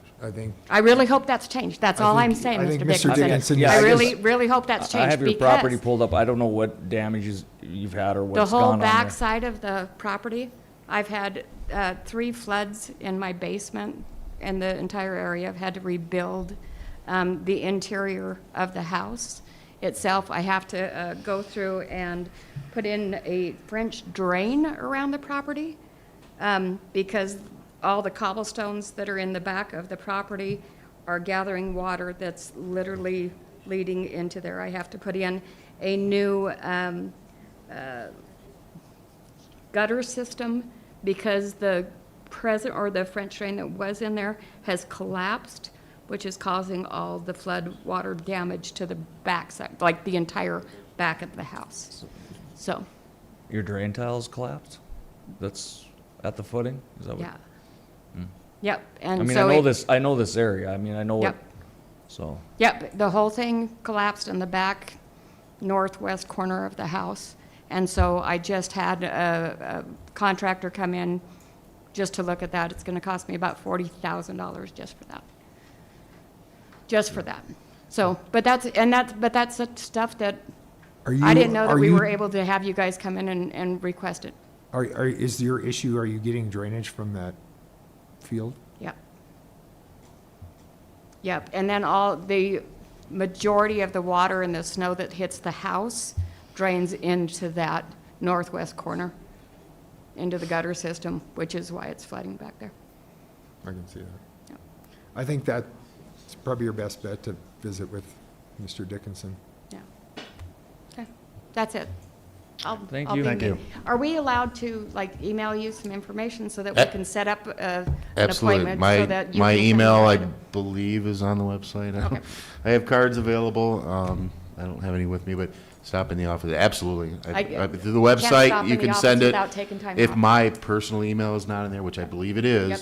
we have an assessing email as well that goes pretty much to all of us in the office, so somebody at least can address. And if something is sent to me specific as a packet or something, they would definitely give it to me. Okay. Yeah. Okay, thank you. You're welcome. Thank you for your time.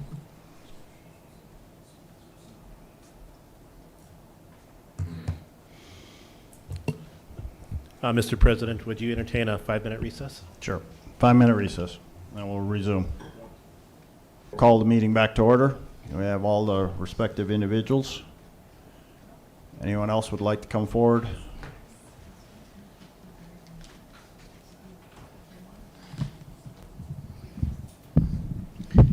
I'm David Steinbach. I live at 1192 11th Avenue East. what was the, Mr. Steinbach, what was the address again? Pardon? I didn't hear the address. What was that again? 1192 11th Avenue East. Okay. Parcel number 0880-0400-0100. I was here last year. They had raised my valuation 45%, and I had the assessors come through and reevaluate it, and they reduced it to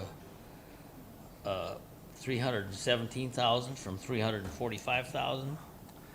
And I protested it to the state. And the state came in on August and inspected it. And in October, I got this letter from the state valuing it lowering it 5% more. Now, I get this letter on the 2nd of April, which only gave me 13 days. And they've raised my valuation over 9% again, another 27,000 or 26,900. I mean, this only got straightened out 6 months ago. It's only been 6 months since I got the letter from the state that this is what they approve as my valuation, and you're trying to raise it $26,900 already in 6 months. That's way over 3% that you're talking about to the other people. And you talk about the state. Well, the state was here. I went to them, and they thanked me for coming to the state and told me to tell everybody to come down to their meetings, make sure to go through the process. I went to the county and the state, and they said they thanked me for coming and presenting my case. I just feel really offended that I get another over 9% increase in 6 months from the last time the state just sent out the paper. Mr. Dickinson, has Mr. Steinbach met with you? Yes, we met for a couple hours.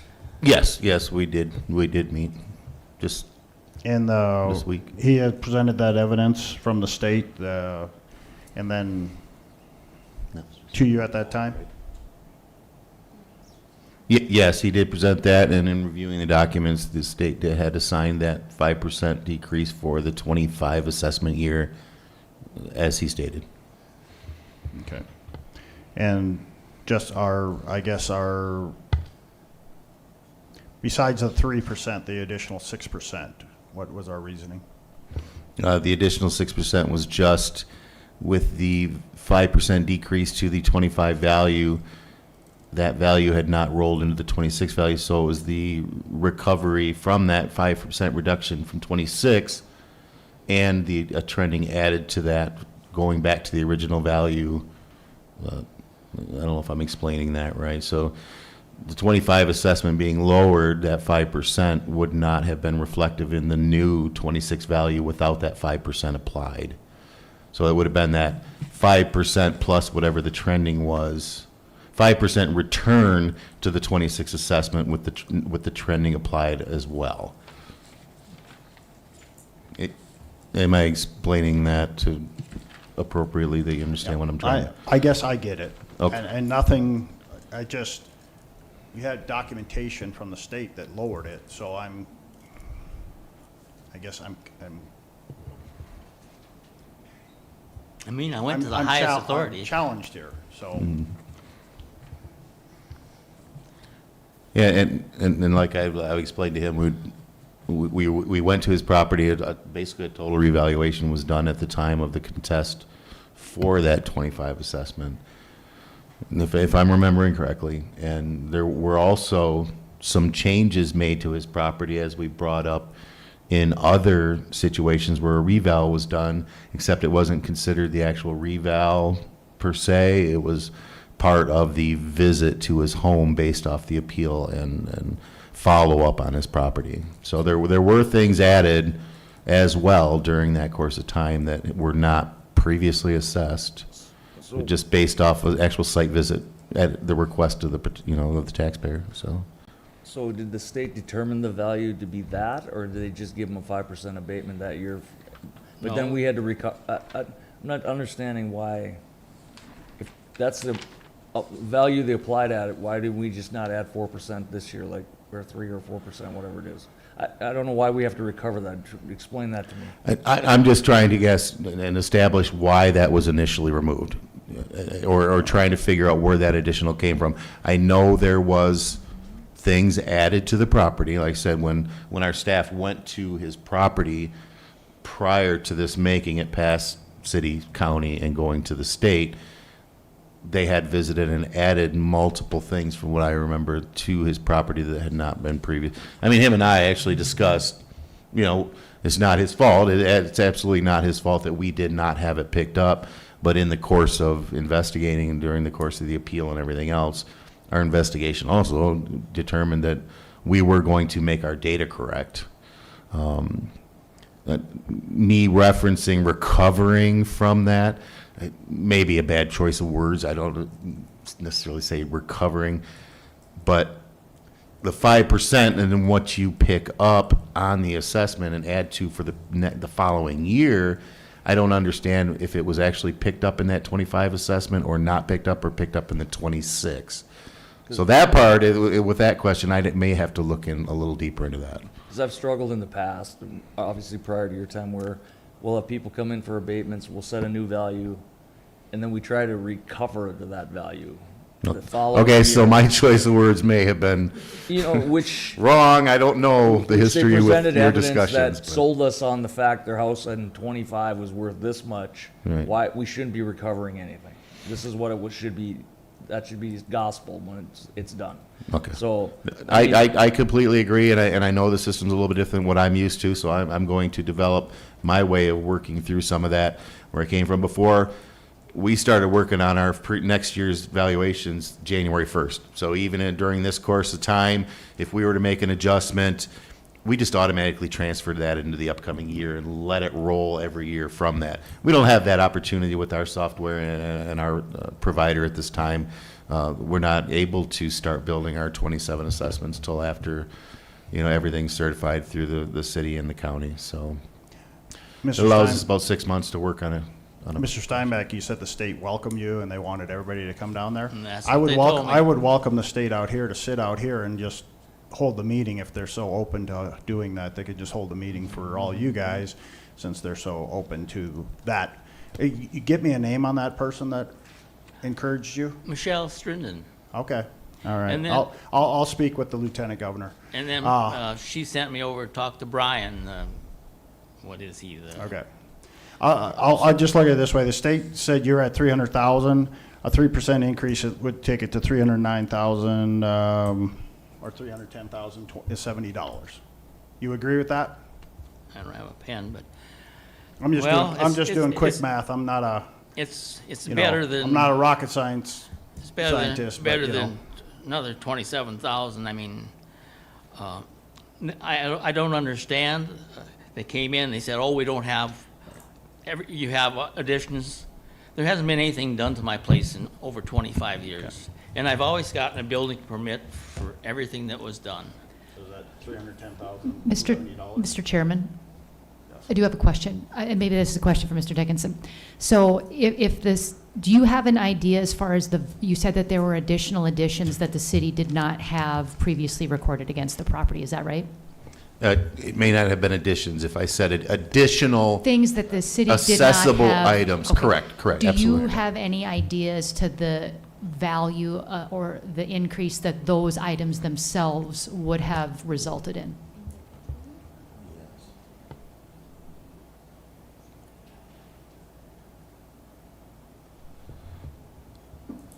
In instant math, not right now. Okay. But yes, as my coworkers For the- stated here, we could remove them and start to see how much value those attributed to the total assessment, yes. Mr. Steinbeck, state determined that you were 300,000. A 3% increase would put you at $309,927. That sound like something? Well, I can live with that better than an extra 27. I'd make the motion to adjust his value to 309,927. Second. We have a motion to adjust Mr. Steinbeck's valuation, $309,927. We have a second motion by Commissioner Frederick, second by Commissioner Murphy. Any further discussion? And we can round that down. It can be 309,900 since it looks like everything's rounded one way, so. So I'll adjust my motion if you'll adjust your second. I will. Okay, 309,900? Yep. Okay. You agree with that, Mr. Murphy? I do. All right. Any further discussion? Hearing none, we'll vote. Mr. Frederick? Aye. Mr. Murphy? Aye. Dr. Bear? Aye. Chair votes aye. Motion carries. Thank you, sir. Thank you. Come on up. Hello, my name is Patrick Caseza. I live at 852 23rd Street West. I probably am speaking on mostly different things than maybe what everyone else was. First off, I want to say thank you to the tax assessor's office. I procrastinated on this a little bit, and I got a hold of them, and they made some changes, I think, just yesterday. So, and I got a hold of them Monday, so that was pretty amazing. I talked with Janine. She was pleasant, even though I was a little upset. And so thank you for the work that your office did. I just want to say publicly, too, that I will happily vote against property tax, as I don't really agree with it. I think tax in other ways, but if someone has their house paid off, typically elderly people with house paid off, I don't think that we should be able to take that from them or tax them on that. Anyways, my property did see a 40% increase in In value, I'm not arguing necessarily with that. We already did what needed to be done, and you know, maybe I'll do more next year. And I know that we can, you know, meet with your office, and I've already did that, and the process went very well. I believe, thank you for Commissioner Murphy and for you, Mr. Dickinson, for talking about the true and full value and the market value. Last year, I was at this meeting, and there was way more people here, and a lot of people were, you know, frustrated that their true and full value was not even anywhere equivalent to what they could sell it on the property, on the market today. So thank you for addressing that, because I don't fully know what my market value is, but I'm just, last year, it was like a, you know, vast difference.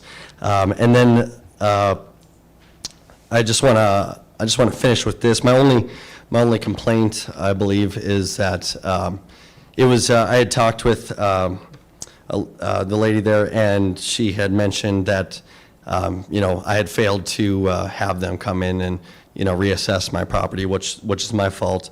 But she assessed that, you know, she assumed some things.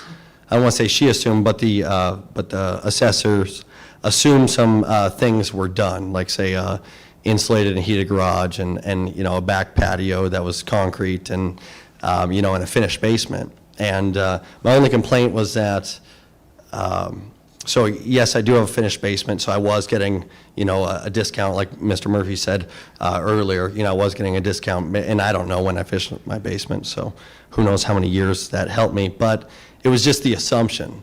It was the assumption that we're assuming this is done, we're assuming that's done, and I didn't do my due diligence on my part to let them in and change it, but also just the assumption that, hey, you remodeled, you know, this and that because we think you did.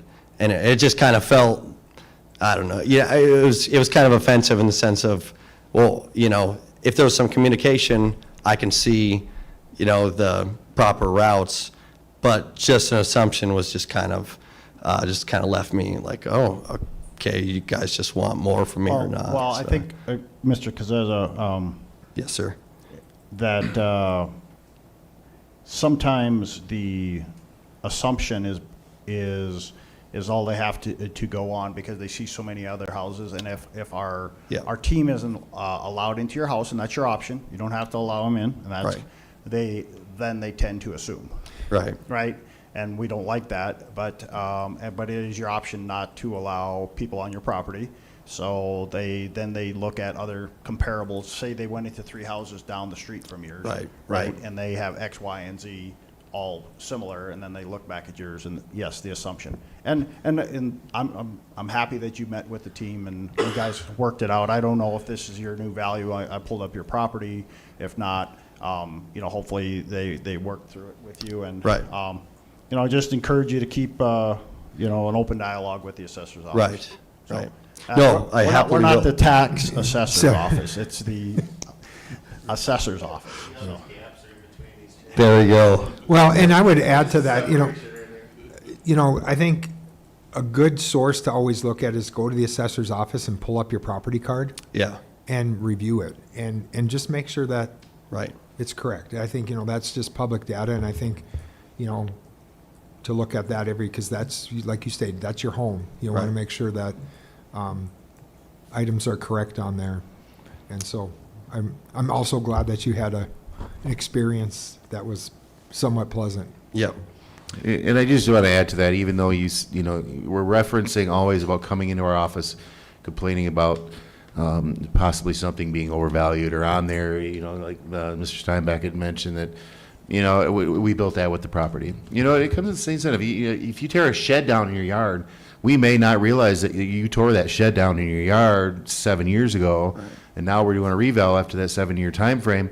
Hey, you know, if you tear something down, come to our office. Make it. I'll get you a coffee, and we can take the shed off, you know, for the following year. So it's not always, you know, your contributions are also going to help us take your shed off. Right. You know, for years, I've been looking at, like, I tore that garage down 6 years ago. Well, you didn't let us know. Right. We did our reval or reassessment, as we've called it, and we took it off. Yeah. You know, and there's a certain time that you can go back and, you know, my old jurisdiction, we were allowed to go only back so far. Well, I want a refund for 6 years. Well, we can only go back 2.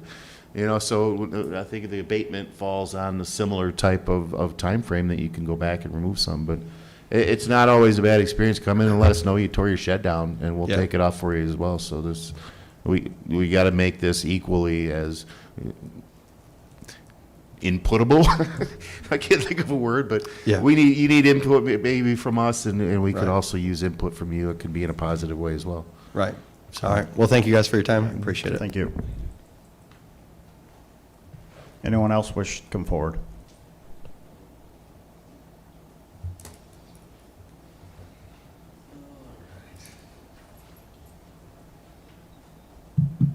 Hi, I'm Robert Bossert. I live at 346 7th Avenue East.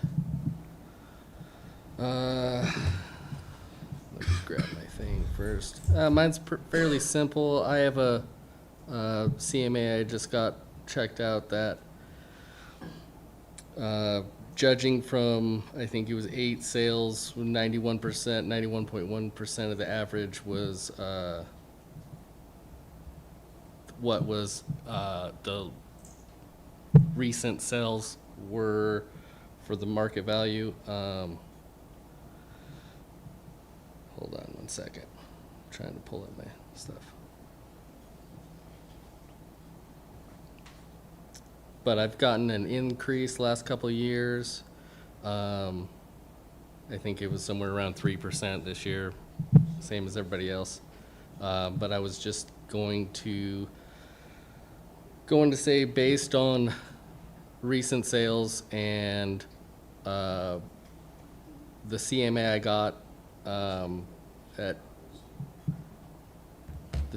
I got was 298,000. And if you take 91.1% of that, get 272. I think that's a fairly simple ask. It's not. The 91 percentile is the average across.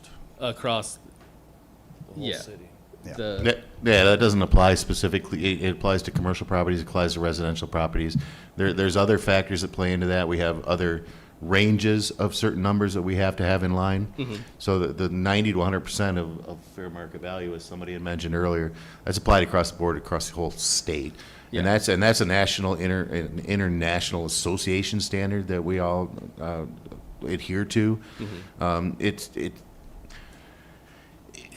It provides so much accuracy compared to just, okay, if we had applied, that 86%, unfortunately, yeah, we could have applied the 80%, but I mean, I could go into your house today and I could say, okay, I'm going to reduce your house $100,000. Yeah. I go through everybody's house and say, I'm going to reduce your house $100,000 this year.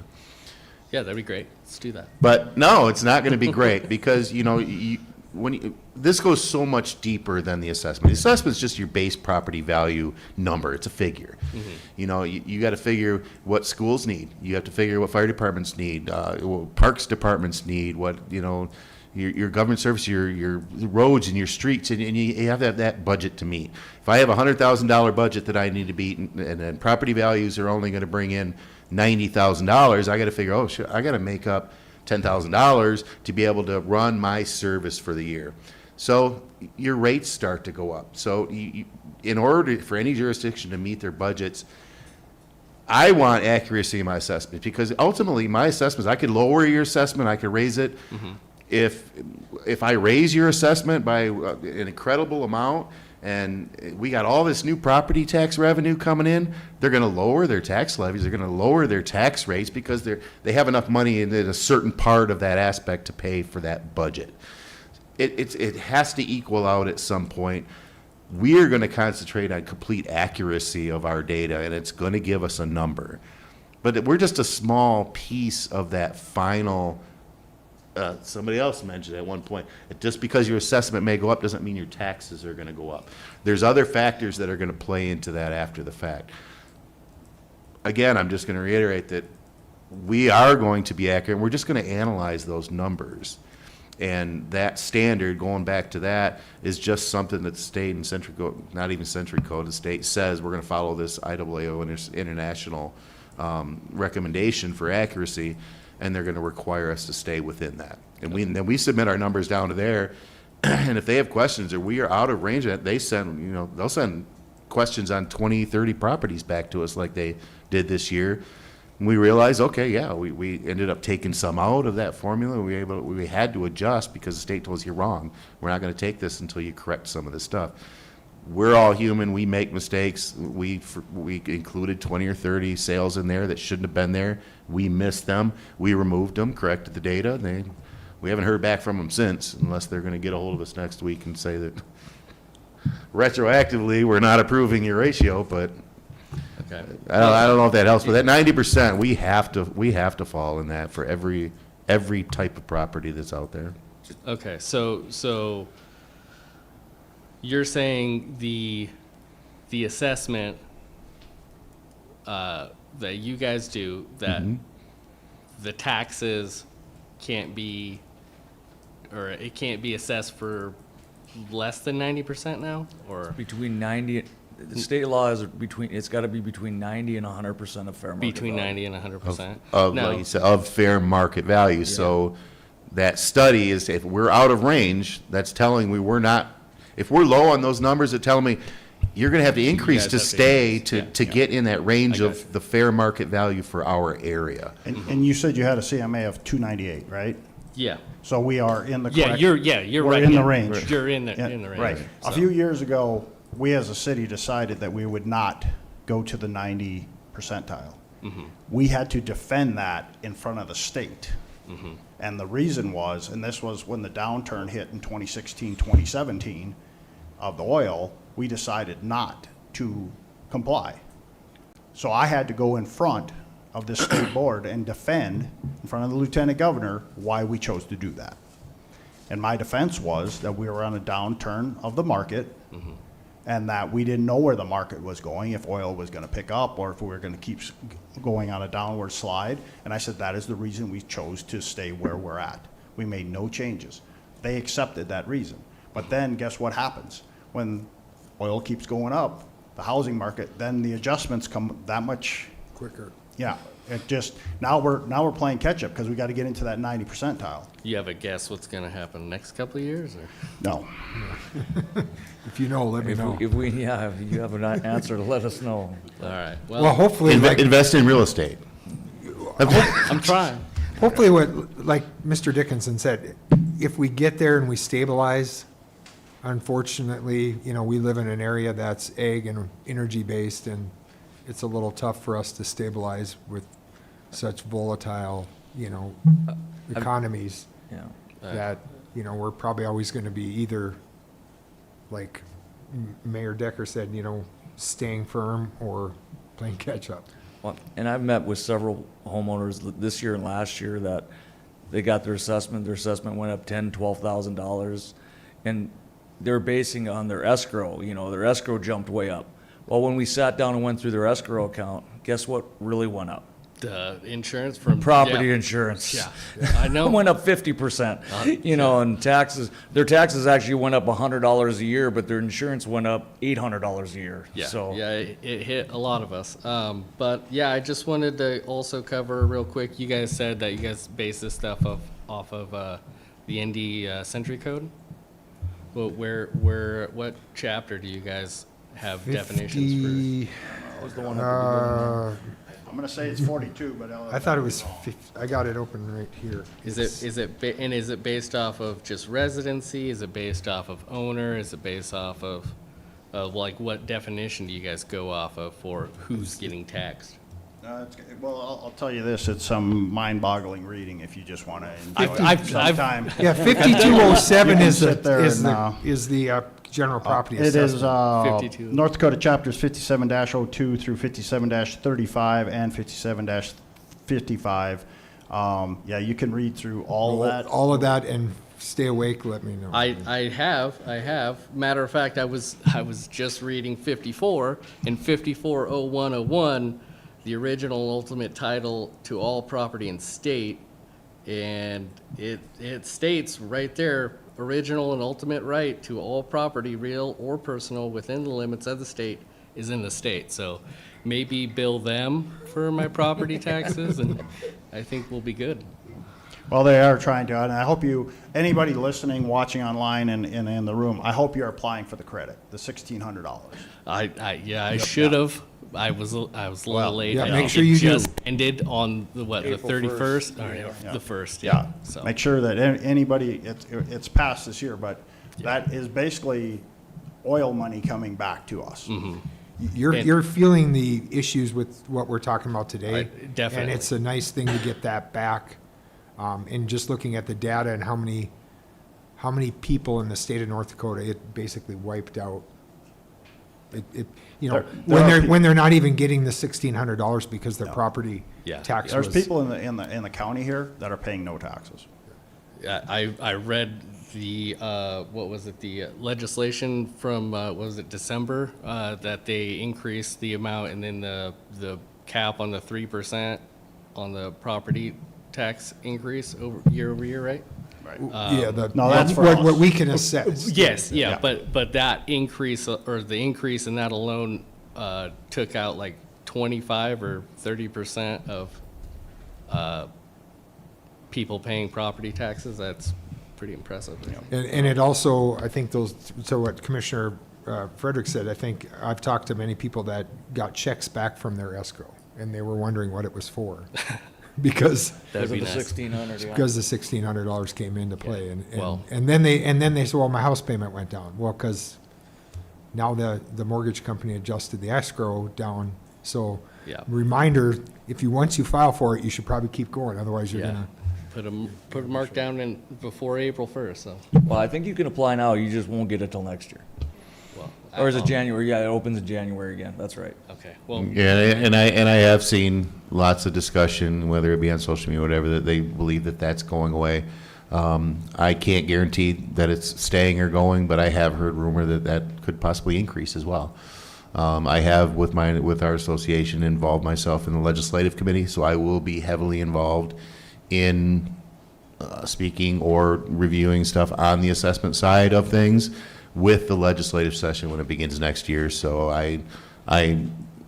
with commission, I want to keep everybody updated as far as where things are moving as far as the assessment world as well.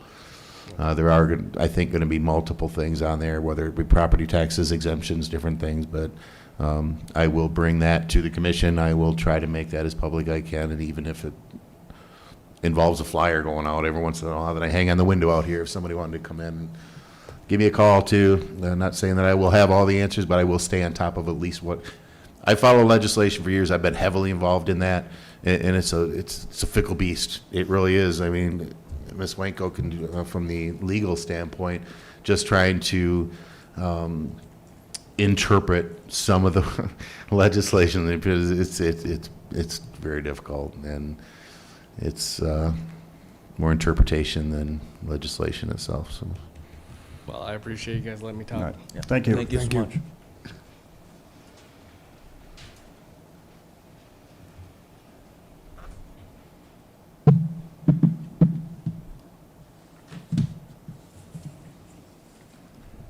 My name is Jeff Parker.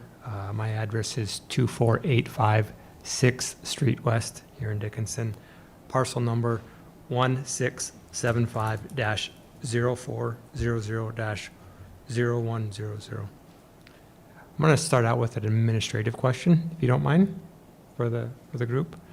You said, and appreciate the form that came out. I did miss in the small print up in the right that there is an opportunity to meet with the assessor ahead of time. I believe it's been noted that there will be a follow-up meeting to this. Is that accurate? And we'll be There will have to be, yes. and at that time, Scott, will there be an opportunity to appeal your assessor's value at that time? If you sit down with the assessor and I guess if you don't come to a resolution with the assessor, yes, you can appeal at that time. Okay. Do we know the date of that meeting as of yet? I would think we need to give some adequate time for the assessor's office to meet with all the individuals that were here. An appropriate, I think, amount of time would probably be around 3 weeks. Okay. How will that be notified? Well, I would say that in the press, but, not a whole lot of people get the paper anymore. Okay. So it will have to be notified on our website and Social media. and social media, so. All right. Well, I will. The challenge is getting it out into the paper now.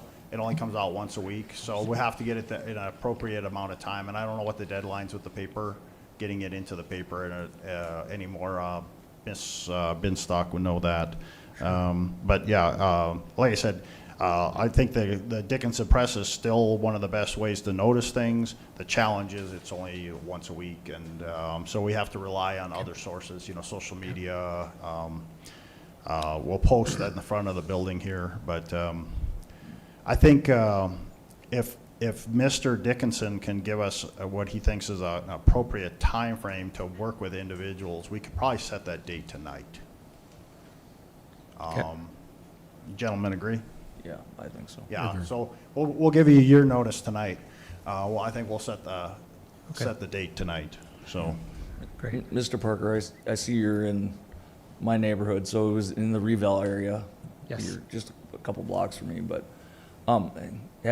has the assessor been in your house since it was built? I am not allowing an assessor in my house. It's a private residence. Okay. So then they're gonna use an estimated value, just so Sure. you understand that. And I'm okay with that, Mr. Frederick. All right, thank you. All right. I'm a data-driven person, so I will represent some data. Okay. My house was my house over the last, this year it appraised for, true and fair value was $935,100. The year previous was $858,800, and the year prior to that was $793,300. I was unable to attend last year as I work overseas. This year's increase is an 8.9% increase. The year previous was 8%, for a total 2-year increase of 17.6%. I went on the assessor's website, and the area that I've looked at is State Edition, call it everything west of 23rd, which I think is accurate for the time frame of the houses that have been built. I've got a list of 20 houses that are assessed between a value of $149,083 up to $175,078. That's dollar per square foot, total foot, including building and basement. My house is at $187.32, or $12 more than everything else out there. I've also looked at recent home sales in the area. At least in this area, there are 3 that I've noted, and I've got the data to back that up.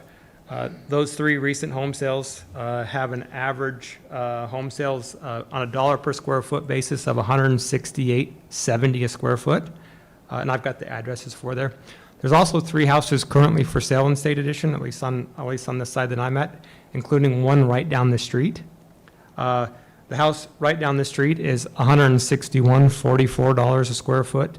The 2 others, between the average of the 3, is $166.74 a square foot. I do believe my house is difficult to assess. There's a couple aspects with that.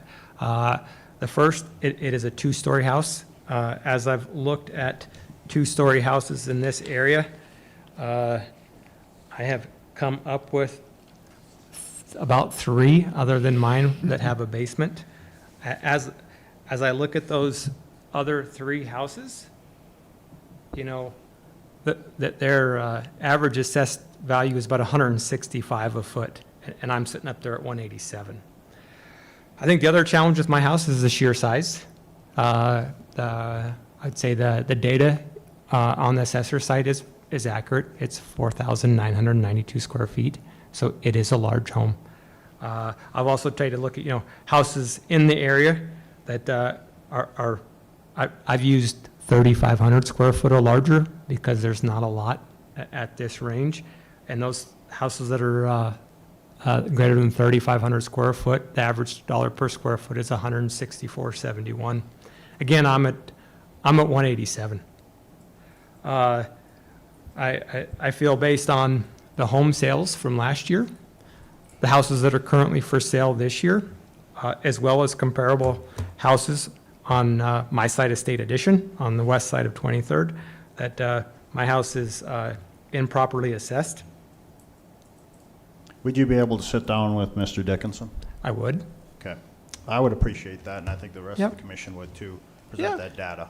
So. I mean, it's your data. I mean, it's all on your Oh, website. well, it's, no, Yep. and you're accurate. It is, well, it's as accurate as the sales are. Yep. So. And then, I mean, as I grabbed one of the handouts, and I will read a verb. It says, your appeal is more likely to be successful if you present evidence that comparable properties in the same area are assessed for less than yours. That's on a handout that you guys provided to us as of today, Yeah, so. there is a good chance that is a possibility in a lot of cases. Yeah. You're absolutely right, the pamphlet's absolutely right. And in the meanwhile, before you and I were to sit down, or anybody, we do have the ability to pull sales comparisons individually that are closer to your property. Yep. And our system actually makes adjustments based on square foot, size of garage, plus or minus garage, plus minus decks. Sure. It gives a monetary amount to those adjustments Yep. to bring the comparables closer to your subject property. So yeah, we would absolutely Okay. be more than willing to sit down and look at both sets of comparable properties. Sure. So, absolutely. I think if the challenge is, like you said, the scope of your house, right? And Yep.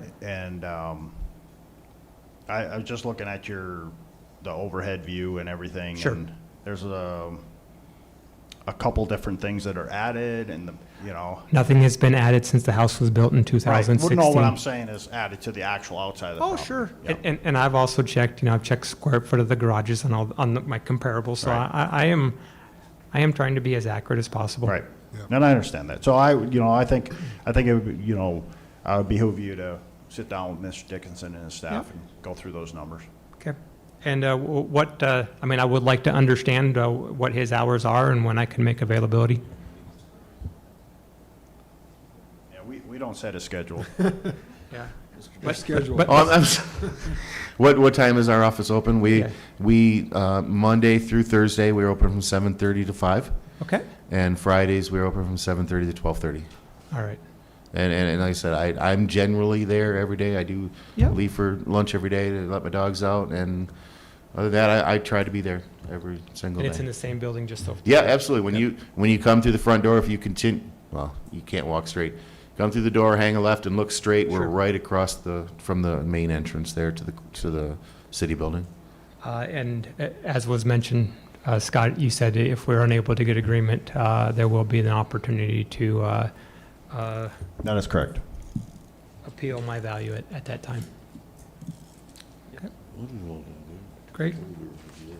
And if you, and just for everyone watching, listening, everyone in the room, if you don't like what we say, you can go to the county. And if you don't like what the county says, you can go all the way to the state, like Mr. Steinbach did. Yep. No, I mean, I appreciate that. I mean, as I said, the form, my guidance to whoever sent the form out would be to look at, see how you can make improvements with regard to at least opportunities to meet with the assessor prior to this meeting. Yeah. It could be explained a little bit better. It could be. Yes, I agree. I don't disagree. Okay. All right. Thank you. Thank you, Mr. Yep, Parker. thanks.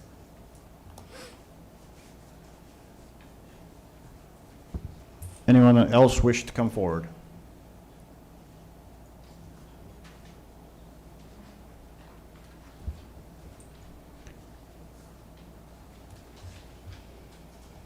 Anyone else wish to speak to the commission?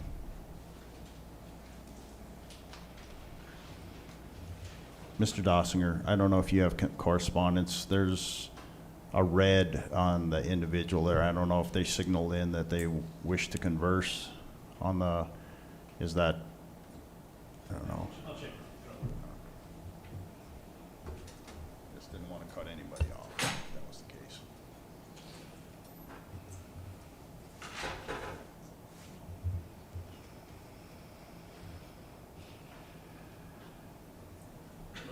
Okay, no one else? Anyone else within the audience wishes to come forward?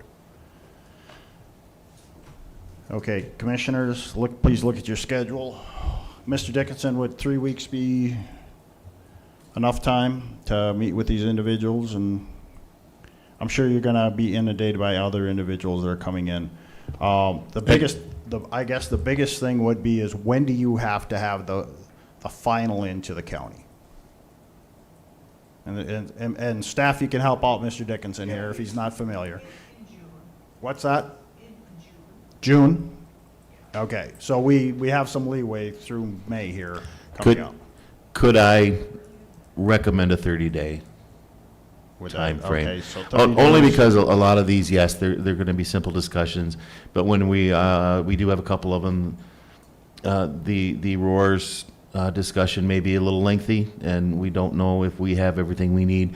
And the Prairie Hills Mall, not knowing at this point how long it's going to take to get those financials, at least it gives us a little bit of leeway and the taxpayer a little extra time to gain some of that documentation that they need that she didn't even know existed at this point. So, Mr. Dossinger, the conference that you and I have to attend, Would May 19th, right before the commission meeting work, Mr. Dickinson, or is that enough time?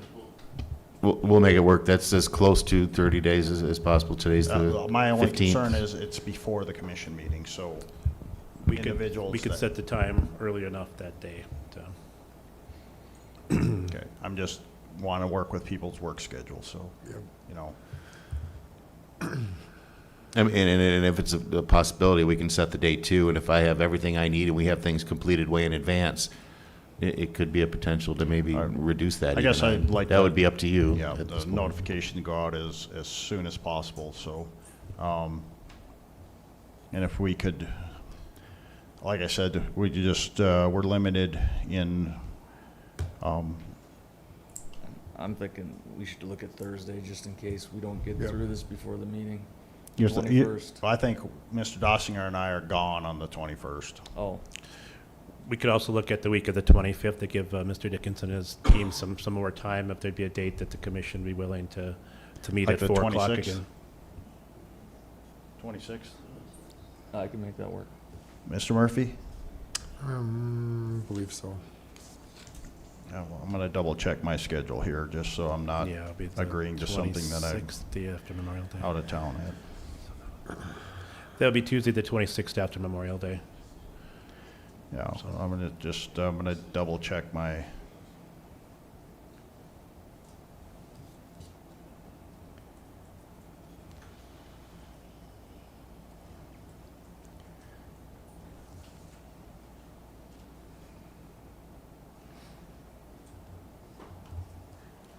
I mean, in the future, do you think it would help to push this meeting back 2 weeks longer after the Well- letters come out? Well, we can't. We have to, this is the last date. April 15th is the very Oh, last gotcha. date. Okay. So That's right. that we have an ability to have this second meeting. So the I got you. 25th is what, 26th we're looking at. 26th. I would say we could make that work. Yep. The 26th. At 4 p.m.? Yep. Mr. Parker, 26th at 4 p.m. Oh, and anyone else that? May 26th? 4 p.m. That we'll be able to get the, approve whatever and get our finals into the county, so. So, since no one else is coming forward, we have exemption applications, but we can approve those on the 20, we don't have to approve those tonight, I don't think. Mr. President, I would suggest do what you can do. Okay. And Okay. let's get done what we can. I mean, I'm just looking at the process that we're probably gonna have to follow anyway at the next meeting, so, but yeah, we can look at the applications for, exemption for improvements or residential or commercial buildings. Also, look at those that is attached in A.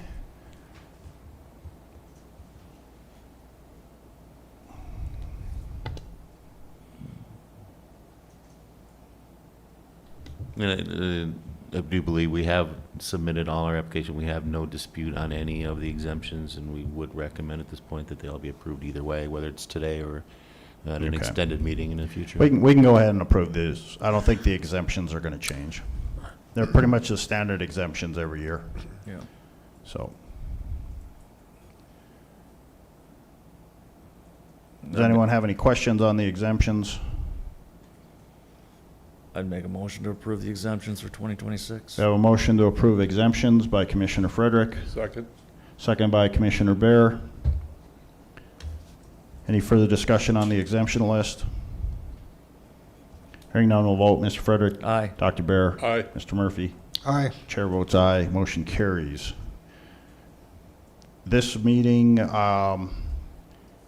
this will be a continuation, so we will adjourn to the let me get the date correct. 6th. 26. Is it the 25th? 6th. 26th, okay, that's why I want to get the date right. So we will adjourn until Tuesday, May 26th at 4 PM.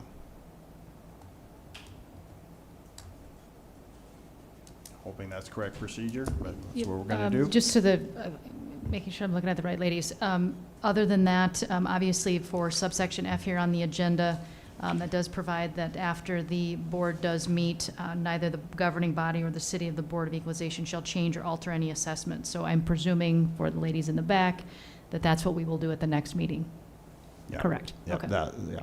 I think we've done this one time before, twice even, Okay. where we've had issues and we have extended this and met again. And you correct me if I'm wrong, but I've been here for way too long to not have a lot of things muddled together. But I think we've done that in the past. We have adjourned and re-met with the adjustments. So, okay. So I'd look for a motion to adjourn. So moved. Second. We are adjourned.